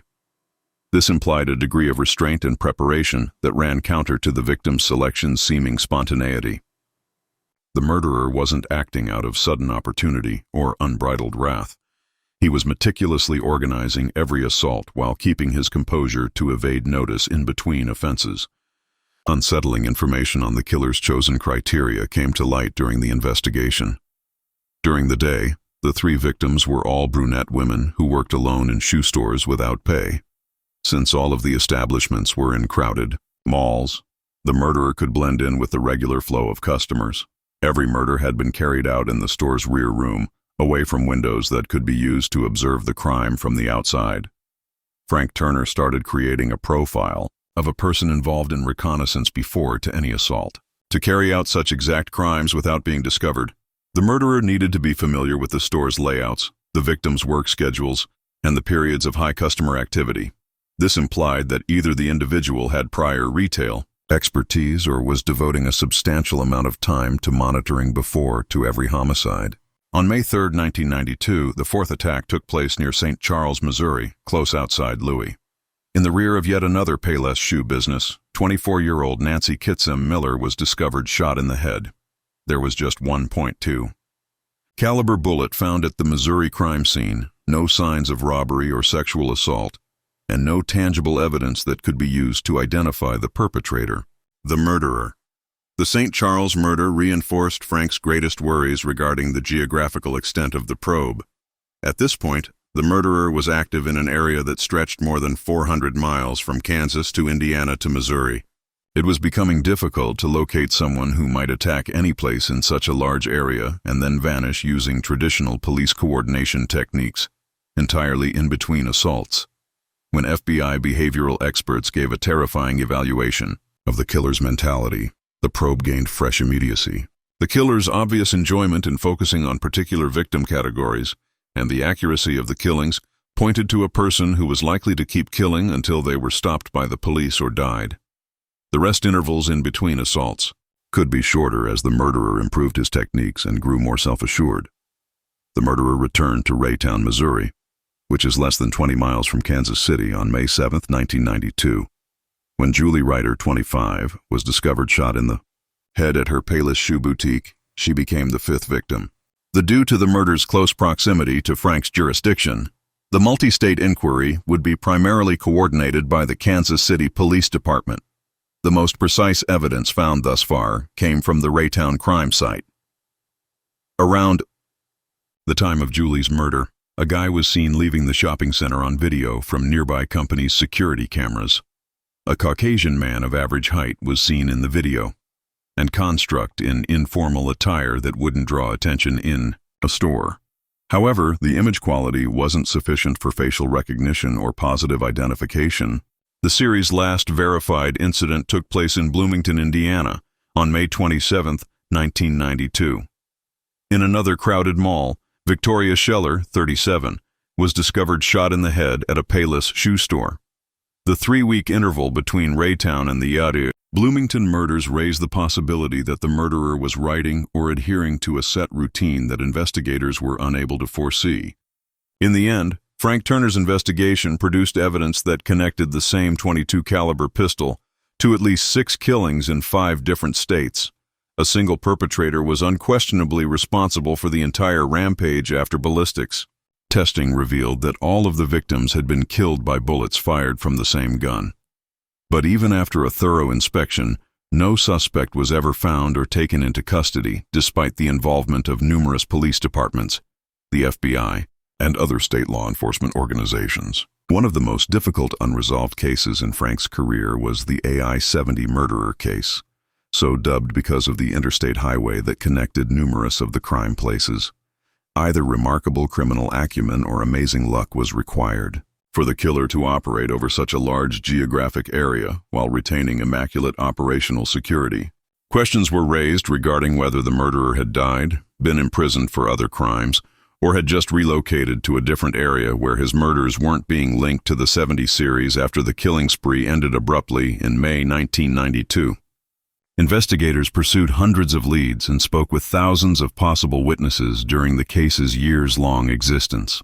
In 2010, Frank Turner left the Kansas City Police Department. However, he couldn't help but think of the 6 women who had been killed by an apparently vanish like a ghost, leaving only his victims' distraught families and ballistic proof in their wake. The case of the I-70 killer serves as evidence of how a systematic mobile serial killer can take advantage of the communication and jurisdictional barriers that occasionally impede multi-state investigations.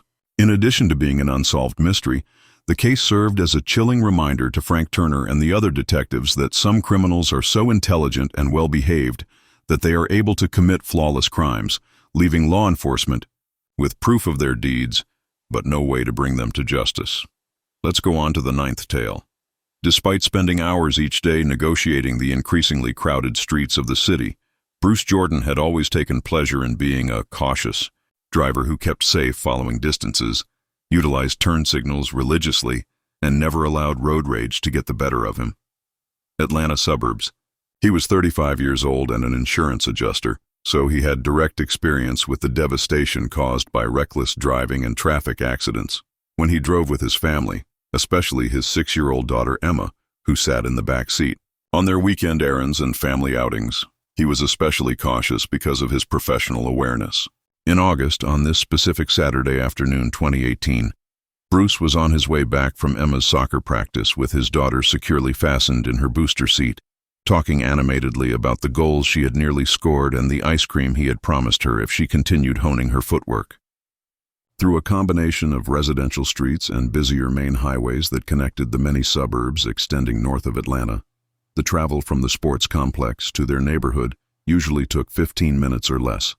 The event started, as these circumstances frequently include something utterly trivial and forgettable. Bruce saw a pickup vehicle coming from his left at what appeared to be a hazardous speed as he was approaching a stop sign-controlled four-way intersection.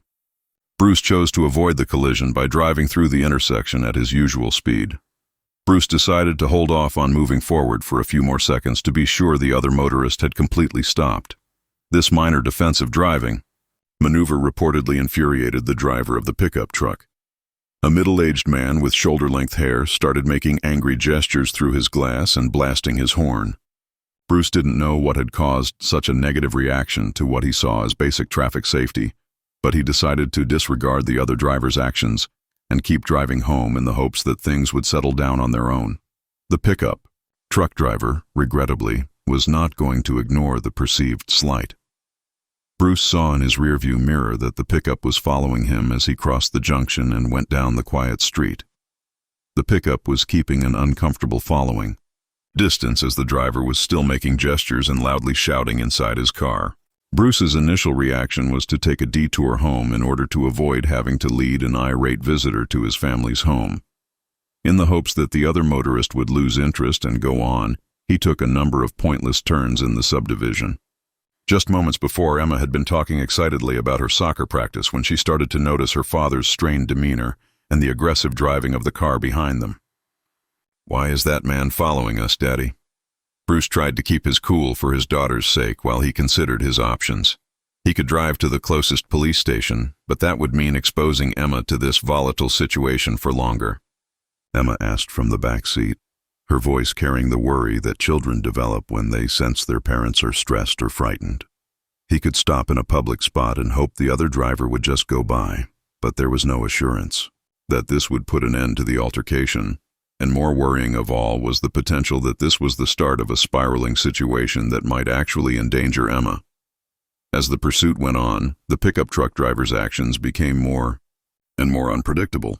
After several minutes of this terrifying pursuit through residential streets, Bruce decided to drive to a nearby shopping center where he hoped the presence of other people might deter the aggressive driver from escalating the situation further. He started tailgating Bruce's vehicle so closely that a collision seemed inevitable if Bruce had to brake suddenly.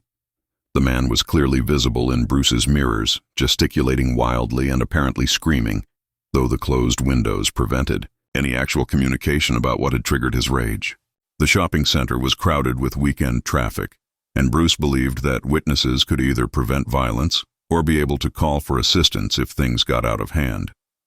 Bruce pulled into the parking lot and parked close to the main entrance so that other customers and store employees could see him the best. He hoped that this would be the end of the altercation, that the pickup driver would understand how, instead, what transpired would traumatize Emma for years to come and drastically alter Bruce's perception of how easily ordinary circumstances could turn deadly. The pickup truck pulled into the parking space right next to Bruce's car, and the driver got out and started walking toward Bruce's car. Bruce's perception of what transpired next was unbelievable, and the man, who was carrying what looked like a full-sized fire axe in both hands as he approached Bruce's car with clearly hostile intent, instantly turned what had been a traffic dispute into a life-threatening situation. Bruce's mind raced as he attempted to comprehend the unbelievable nature of what was happening. It seemed that someone had been driving around suburban Atlanta with an axe in daddy. "What is that man doing?" Emma asked from the back seat, her voice now tight with fear as she saw the approaching figure with the axe. Bruce's paternal instincts kicked in with overwhelming force. Their car, ready to use it as a weapon in response to minor traffic disagreements. The premeditated nature of carrying such a weapon suggested this wasn't the man's first violent confrontation, and Bruce realized with growing horror that he and Emma had stumbled into an encounter with someone who was actually dangerous and possibly unstable. When the man with the axe continued to approach, Bruce quickly weighed his options. He could try to drive away, but the man was now close enough to the car that a sudden movement might provoke an immediate attack. He could get out and try to reason with the man, but that would leave Emma alone in the car and expose Bruce to possible injury or death. Regardless, he had to protect his daughter from both physical harm and psychological trauma. When the man with the axe arrived at Bruce's car, he started to try to open the driver's side door while yelling obscenities and threats that Bruce couldn't fully comprehend through the closed windows. And when he discovered the door locked, he raised the axe as though he was going to smash the window, sending glass shards flying toward Emma in the back seat. Bruce made a split-second decision in that moment of complete terror that most likely saved both of their lives. The man with the axe had to jump backward to avoid being struck by the moving car, so he threw the car into reverse and backed out of the parking space as fast as he could, and Bruce then put the car in drive and sped toward the parking lot exit, leaving the dangerous stranger standing among the parked cars with his weapon.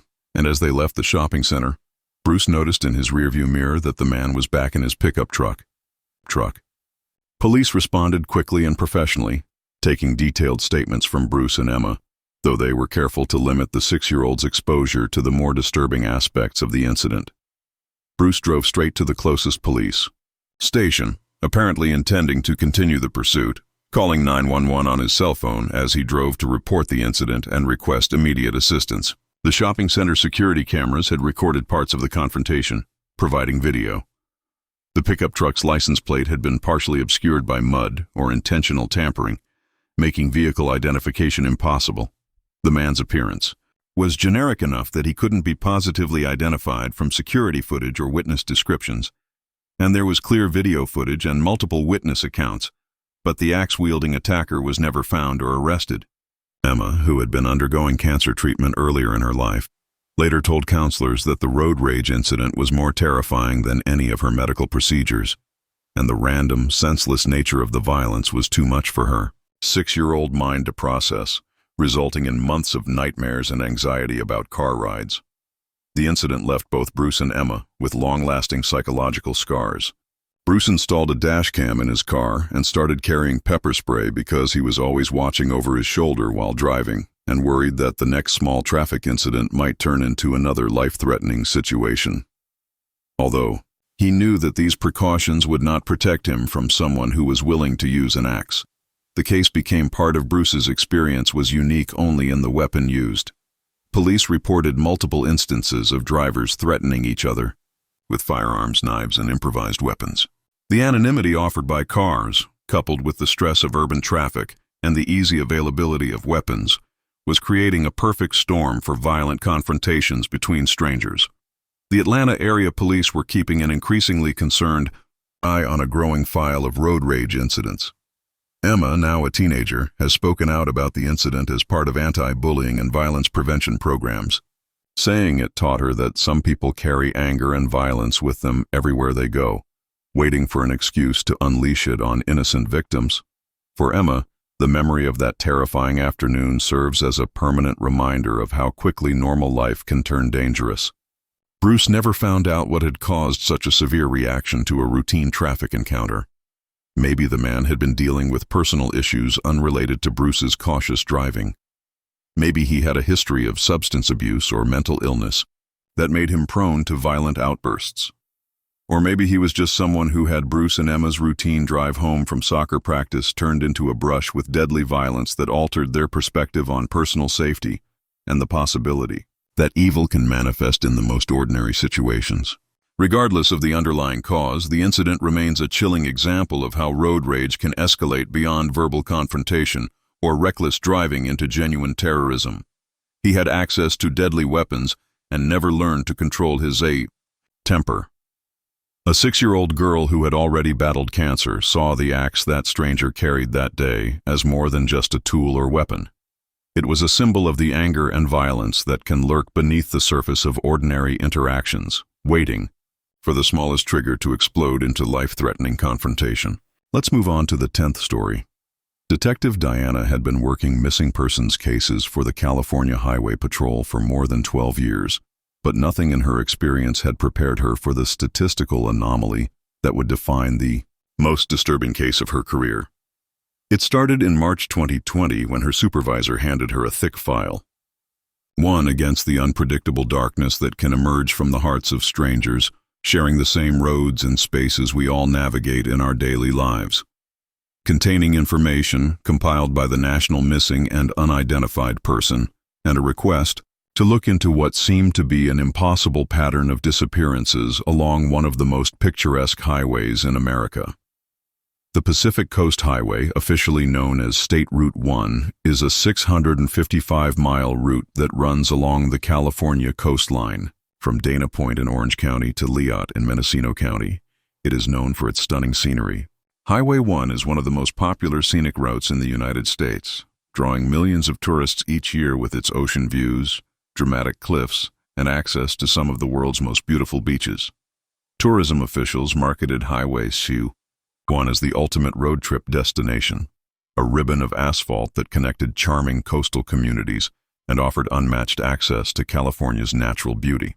However, what the brochures failed to mention, and what Diana found in those first few pages of the file, was that the Pacific Coast Highway had a more sinister distinction. From 2005 to 2020, 142 people went missing along Highway 1, more than any other road in America, according to federal data compiled over the previous 15 years. The numbers were startling and defied any plausible explanation based on traffic volume, accident rates, or typical missing person statistics. Diana's first reaction was skepticism.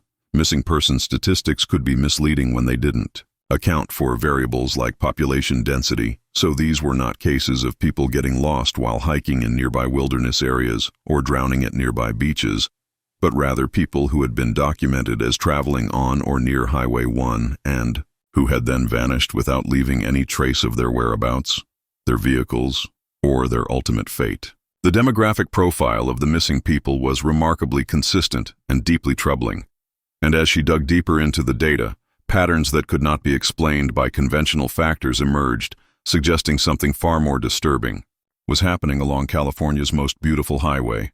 Tourism volume, or the tendency for people to engage in risky behaviors while on vacation. The remaining 15 cases involved women and older men, but even these outliers fell within a broader age range of 25 to 40 years old. Diana spent weeks examining the individual case files, searching for connections beyond the basic demographic.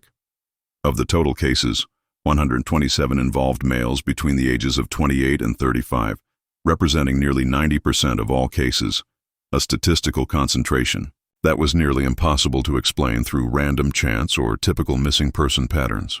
Even more unsettling than the age and gender trends, she discovered that most of the missing had been traveling alone, frequently on road trips or vacation drives along the picturesque highway, and that many of them had been photographed at restaurants, gas stations, or tourist attractions along Highway 1 just hours or days before they were reported missing. The disappearances were particularly disturbing in their geographic distribution, as they seemed to occur equally frequently along the entire highway, rather than being concentrated in isolated or dangerous areas. Cases had been reported from the urbanized areas near Los Angeles to the isolated stretches near Big Sur and beyond, suggesting that whatever was causing these disappearances wasn't limited to. A troubling pattern surfaced from this analysis. Many of the missing persons had made their last confirmed contacts, phone calls, text messages, or social media posts from specific areas along Highway 1, which recurred repeatedly in the case. Diana started building detailed timeline reconstructions for each case, attempting to identify the last known locations and activities of the missing individuals. Files. One particularly concerning group of disappearances involved the vicinity of Hearst Castle, the well-known tourist destination constructed by newspaper tycoon William Ranf Hearst. Between 2008 and 2018, 7 distinct people had disappeared after visiting or indicating plans to visit the castle. Their cars were discovered parked in lots along Highway 1, frequently with personal items still inside, but the passengers themselves had just 11 people had gone missing in the Big Sioux region over the course of the 15-year period, including a group of 3 friends whose abandoned campsite was found intact, complete with food still cooking over a camp stove when park rangers discovered it 3 days after the men's scheduled return. Another concentration of cases occurred near the Big Sioux region, where the highway winds through some of the most remote and dramatically beautiful coastline in California. The fact that so many capable, competent adults could just disappear without explanation challenged every presumption. Diana's investigation showed that many of the missing people had been seasoned travelers or outdoor enthusiasts who would not have been likely to get lost or be involved in accidents under normal circumstances. Some of them were military veterans, with survival training, while others were professional drivers or tour guides who knew the highway well.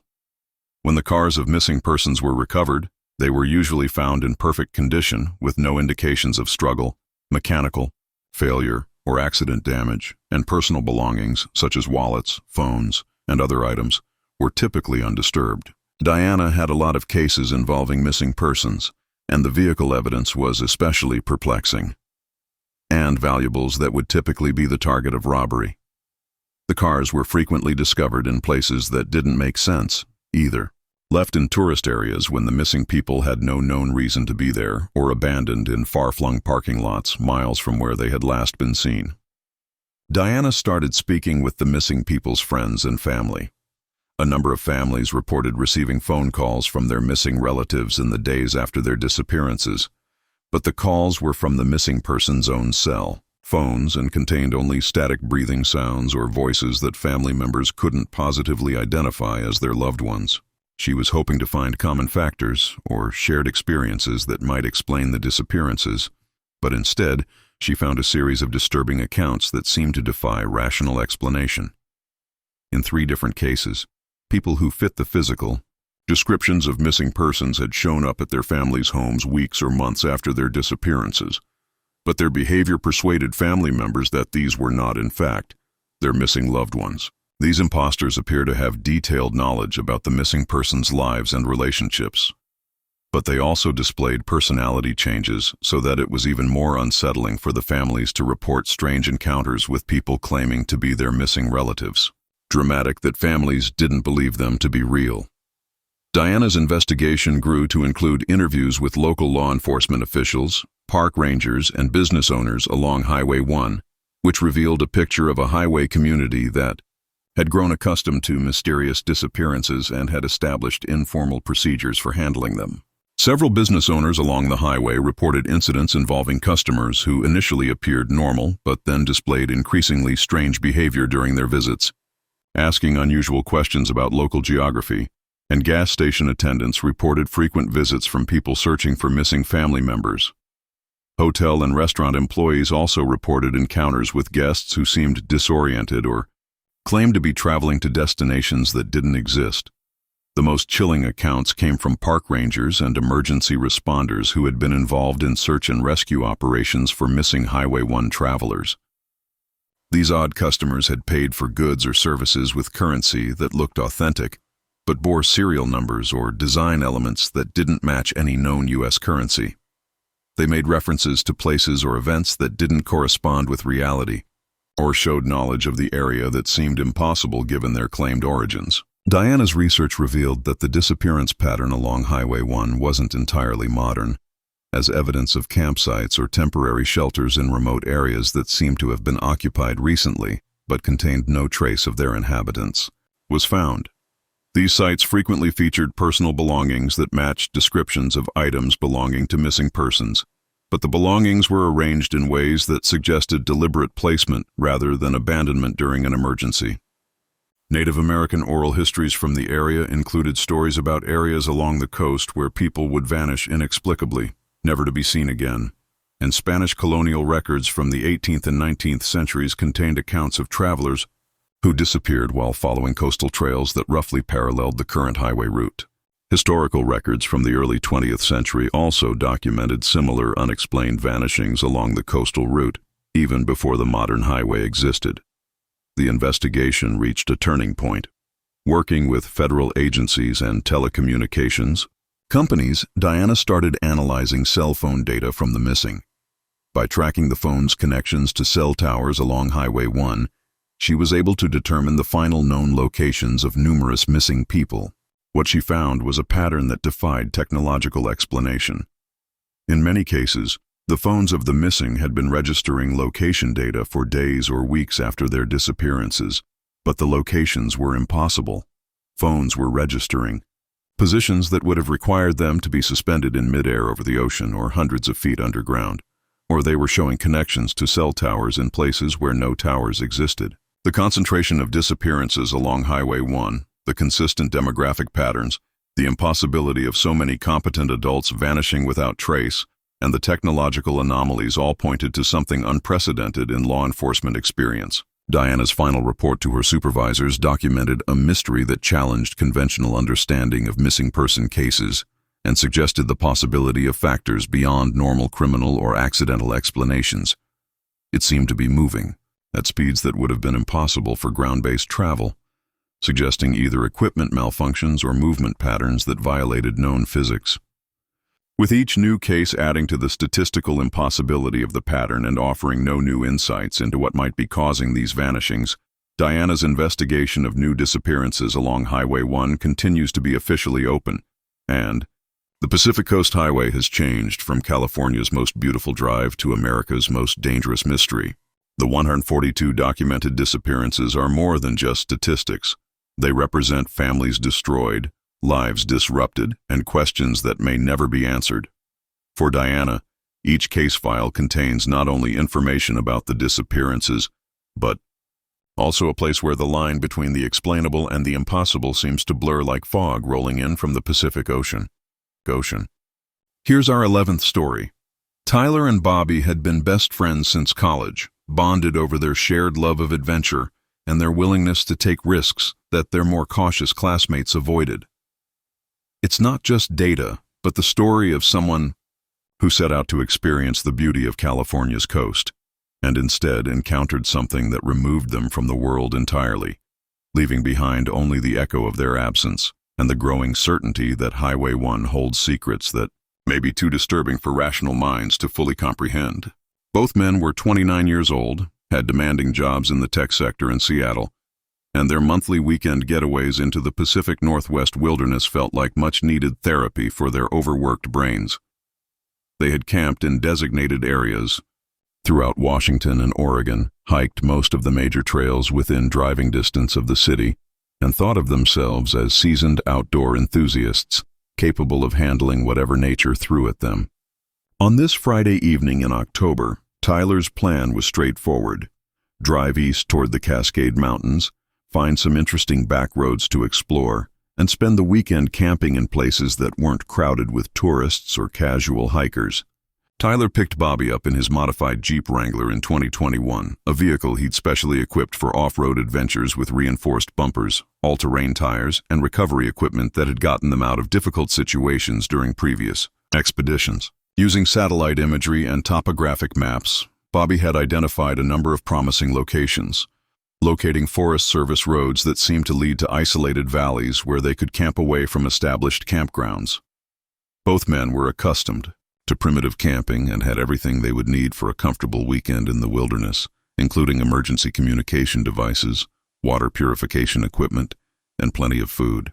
The drive started off normally, with Tyler driving the well-traveled highways away from Seattle, while Bobby acted as they had made similar trips dozens of times before, always returning on Sunday evening with tales of breathtaking scenery, strenuous hiking trails, and the kind of quiet seclusion that was unattainable in their urban everyday lives. It was getting close to sunset when they turned off the main highway onto a Forest Service road that Bobby had noted on his maps. The navigator used GPS coordinates and paper maps to help them reach their destination. They found their first indication that something might be amiss about 12 miles from the highway when Tyler's GPS unit, which had been providing dependable navigation throughout the trip, suddenly lost satellite signal despite the clear sky visible through breaks in the forest canopy. The road was unpaved but well maintained, winding through dense stands of Douglas fir and western hemlock that blocked most of the fading daylight. As the road became steeper and more difficult, Tyler engaged the Jeep's four-wheel drive system. The road continued to climb steadily through the forest, occasionally providing glimpses of distant peaks through the trees, but otherwise maintaining the same character of dense woodland on both sides. Bobby checked his phone and found that he had no cellular service, which was disappointing as they had hoped to share some photos of their adventure on social media, but not unusual in remote mountain areas. It was estimated that they had been about 18 miles from the highway when they crested a small ridge and looked down into a valley that was completely covered in fog, obscuring everything below the ridgeline where they had stopped. The fog was oddly uniform and dense, and it didn't match anything they had seen on their maps or satellite images. Tyler pulled the Jeep to a stop at a small turnout overlooking the fog-filled valley, and both men got out to assess the situation. The fog looked more like a solid white surface than a normal weather phenomenon, and neither Tyler nor Bobby had ever seen fog that looked so artificial, as if someone had filled the valley with cotton batting instead of natural moisture condensation. There was complete silence, with no sounds of insects, birds, or wind through the trees. Bobby looked at his topographic maps, but the valley below didn't match any of the geographical features on the charts. "This doesn't make sense," Bobby said, spreading the map across the Jeep's hood, "because we should be looking at a gradual slope down to a creek bed, not a valley filled with fog." Even their own voices sounded muffled and distant when they spoke to each other. "And look at this. No valley this huge exists anyplace in this region." Tyler studied the maps, looking down at the impossibility of the image, and noticed that the fog was not shifting or moving as it should. Tyler put the Jeep in its lowest gear range and started the cautious descent down a road that appeared to lead directly into the valley to investigate, despite their better judgment, encouraged by curiosity and the confidence that came from years of successful wilderness adventures. And the most unsettling of all was the way their headlights seemed to be absorbed by the white mist, rather than reflecting back as they should have. The fog was thicker than either man had ever encountered, lowering visibility to less than 3 feet in any direction, and Tyler had to stop the Jeep several times to avoid driving off what might have been cliffs or into obstacles they couldn't see until they were almost touching them. As they entered the fog bank, the surroundings changed in ways that were inexplicable. Their voices, when they tried to communicate, seemed to be absorbed by the mist before reaching each other's ears despite sitting just feet apart in the Jeep's cabin. What was more unsettling than the poor visibility was the way the fog seemed to muffle all sound.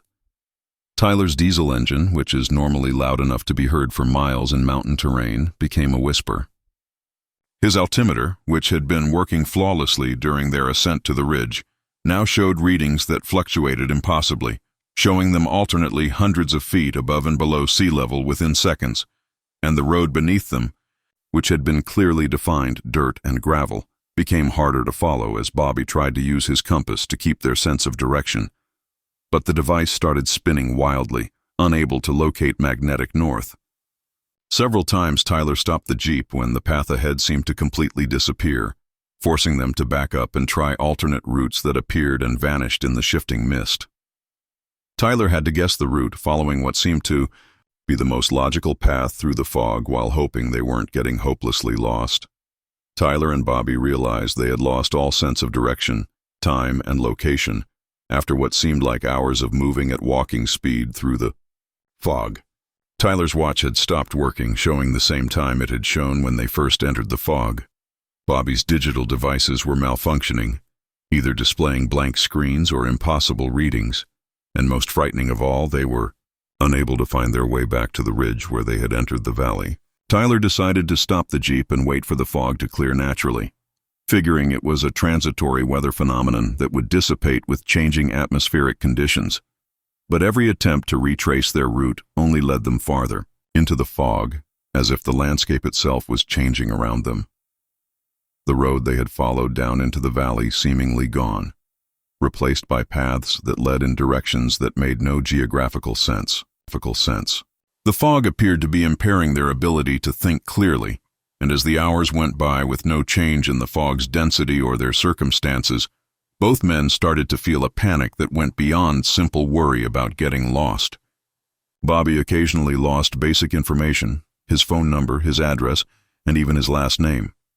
And Tyler also experienced similar cognitive disruption, losing track of conversations mid-sentence and finding even more unsettling were the sounds that started to come from the fog surrounding them. Voices that sounded as though they were calling their names, but from impossibly far and impossible directions. Footsteps that circled their parked car without ever identifying the people making them, and the sound of other people. When Bobby opened the door of the Jeep to investigate one of the phantom sounds, cars passing by, complete with tire and engine. Noises, but no lights or real presence they could detect. The fog instantly started pouring into the interior of the vehicle like a living thing, flowing around his legs and producing pressure-like sensations. Tyler had to physically pull Bobby back into the Jeep and shut the door to prevent the fog from filling their last remaining area of relative safety, and the movement felt decidedly out of place. The psychological strain of their predicament increased as both men realized they were totally isolated from the outside world, and their emergency communication devices were not working. Tyler made the desperate decision to completely forsake the established path, attempting to climb straight up what he hoped was the side of the valley, using the Jeep's four-wheel drive capabilities to scale terrain that would normally be considered impassable. However, every direction they traveled seemed to be downhill, as if the valley were inaccessible. Their GPS units showed no satellite connection, and their attempts to drive out of the fog only led them deeper into terrain that shouldn't have existed according to any maps or their prior knowledge of the area. Then, in a flash of insight that broke through the fog's apparent hold on their thoughts, Bobby remembered a survival tactic they'd learned in wilderness training and started making noise, shouting, banging on the outside of the Jeep, and honking the horn in regular patterns, not to attract attention, to stop them from escaping. The sounds Bobby produced were reflecting off surfaces in directions that defied the topography they could see. Echoes were coming from below when they were supposed to be at the bottom of the valley, and from above when they should have been bouncing off valley walls. This technique revealed something impossible about their surroundings. Rescue, but to create acoustic landmarks that might help them navigate by sound reflection. We're in an area that defied standard three-dimensional geometry, and Tyler used this acoustic information to direct their escape attempt, so that instead of depending on visual cues that were rendered unreliable by the fog, they drove toward areas where the sound reflection suggested open space, which led them up an impossible steep incline that felt more like driving up a wall than climbing a normal slope, but ultimately brought them to a ridge where, almost as quickly, the fog ended as it had started. They appeared exited the fog bank to arrive at a crest that was entirely different from the one they had used to enter the valley in a region not depicted on any of their maps. Tyler's GPS device right away re-established a satellite connection, displaying their position as 12 miles east of where they were when they stepped into the mists, a distance that could not have been accomplished considering the quantity of the terrain they had traversed and the fuel they had consumed. The watches of both men had returned to normal operation, but displayed a time that suggested they had spent more than 18 hours, even though their subjective perception was just 3 to 4 hours had gone by. According to Bobby's equipment measurements, they had inexplicably increased their elevation by about 2,000 feet, while feeling as though things had been going downward all along. The return trip to Seattle was completed. As Tyler and Bobby attempted to comprehend what they had witnessed, there was a startled hush. Despite their efforts to find it, neither man was able to provide a sufficient explanation for what had transpired in that foggy valley. Once more, employing satellite pictures and GPS locations was ineffective. They could discover no aerial photos or maps that seemed to show the valley. The encounter radically altered both men's perspectives on wilderness exploration and their comprehension of actuality itself. Although they remained friends, they never again went into seclusion woodland regions or made an effort to visit places that weren't fully shown on official maps. The experience of being imprisoned in a location that appeared to exist outside of time and space was a lasting memory. Reminder that not all secrets are safe enough to explore. Before we wrap up this horrifying Explore 11 unsettling real-life road trip horror tales, and don't forget to click the subscribe button. Then press the alert button, since tales like this serve as a reminder that the world is far stranger and more hazardous than most people think. Share your own in the comments section below. Encounters with inexplicable phenomena or near misses while traveling by car. However, keep in mind that there are some stories that are best not discussed in person. Here are some essential tips to help you be safe when traveling by car on your own. Before visiting isolated locations, always let someone know your precise itinerary and anticipated arrival time. Keep several emergency communication devices on hand, such as satellite communicators that can be used in areas where cell phones malfunction. Never conduct an independent investigation of strange occurrences. And follow your gut when something doesn't feel right. The purpose of that internal alarm system is to keep you alive. Above all, keep in mind that curiosity can be fatal if it diverts you from marked paths and well-maintained roads. Some minds aren't equipped to solve the secrets found in the environment, and you might have to pay more for that expertise than you are willing to. Be careful out there and keep in mind that occasionally the journey that gets you home alive to talk about is the finest.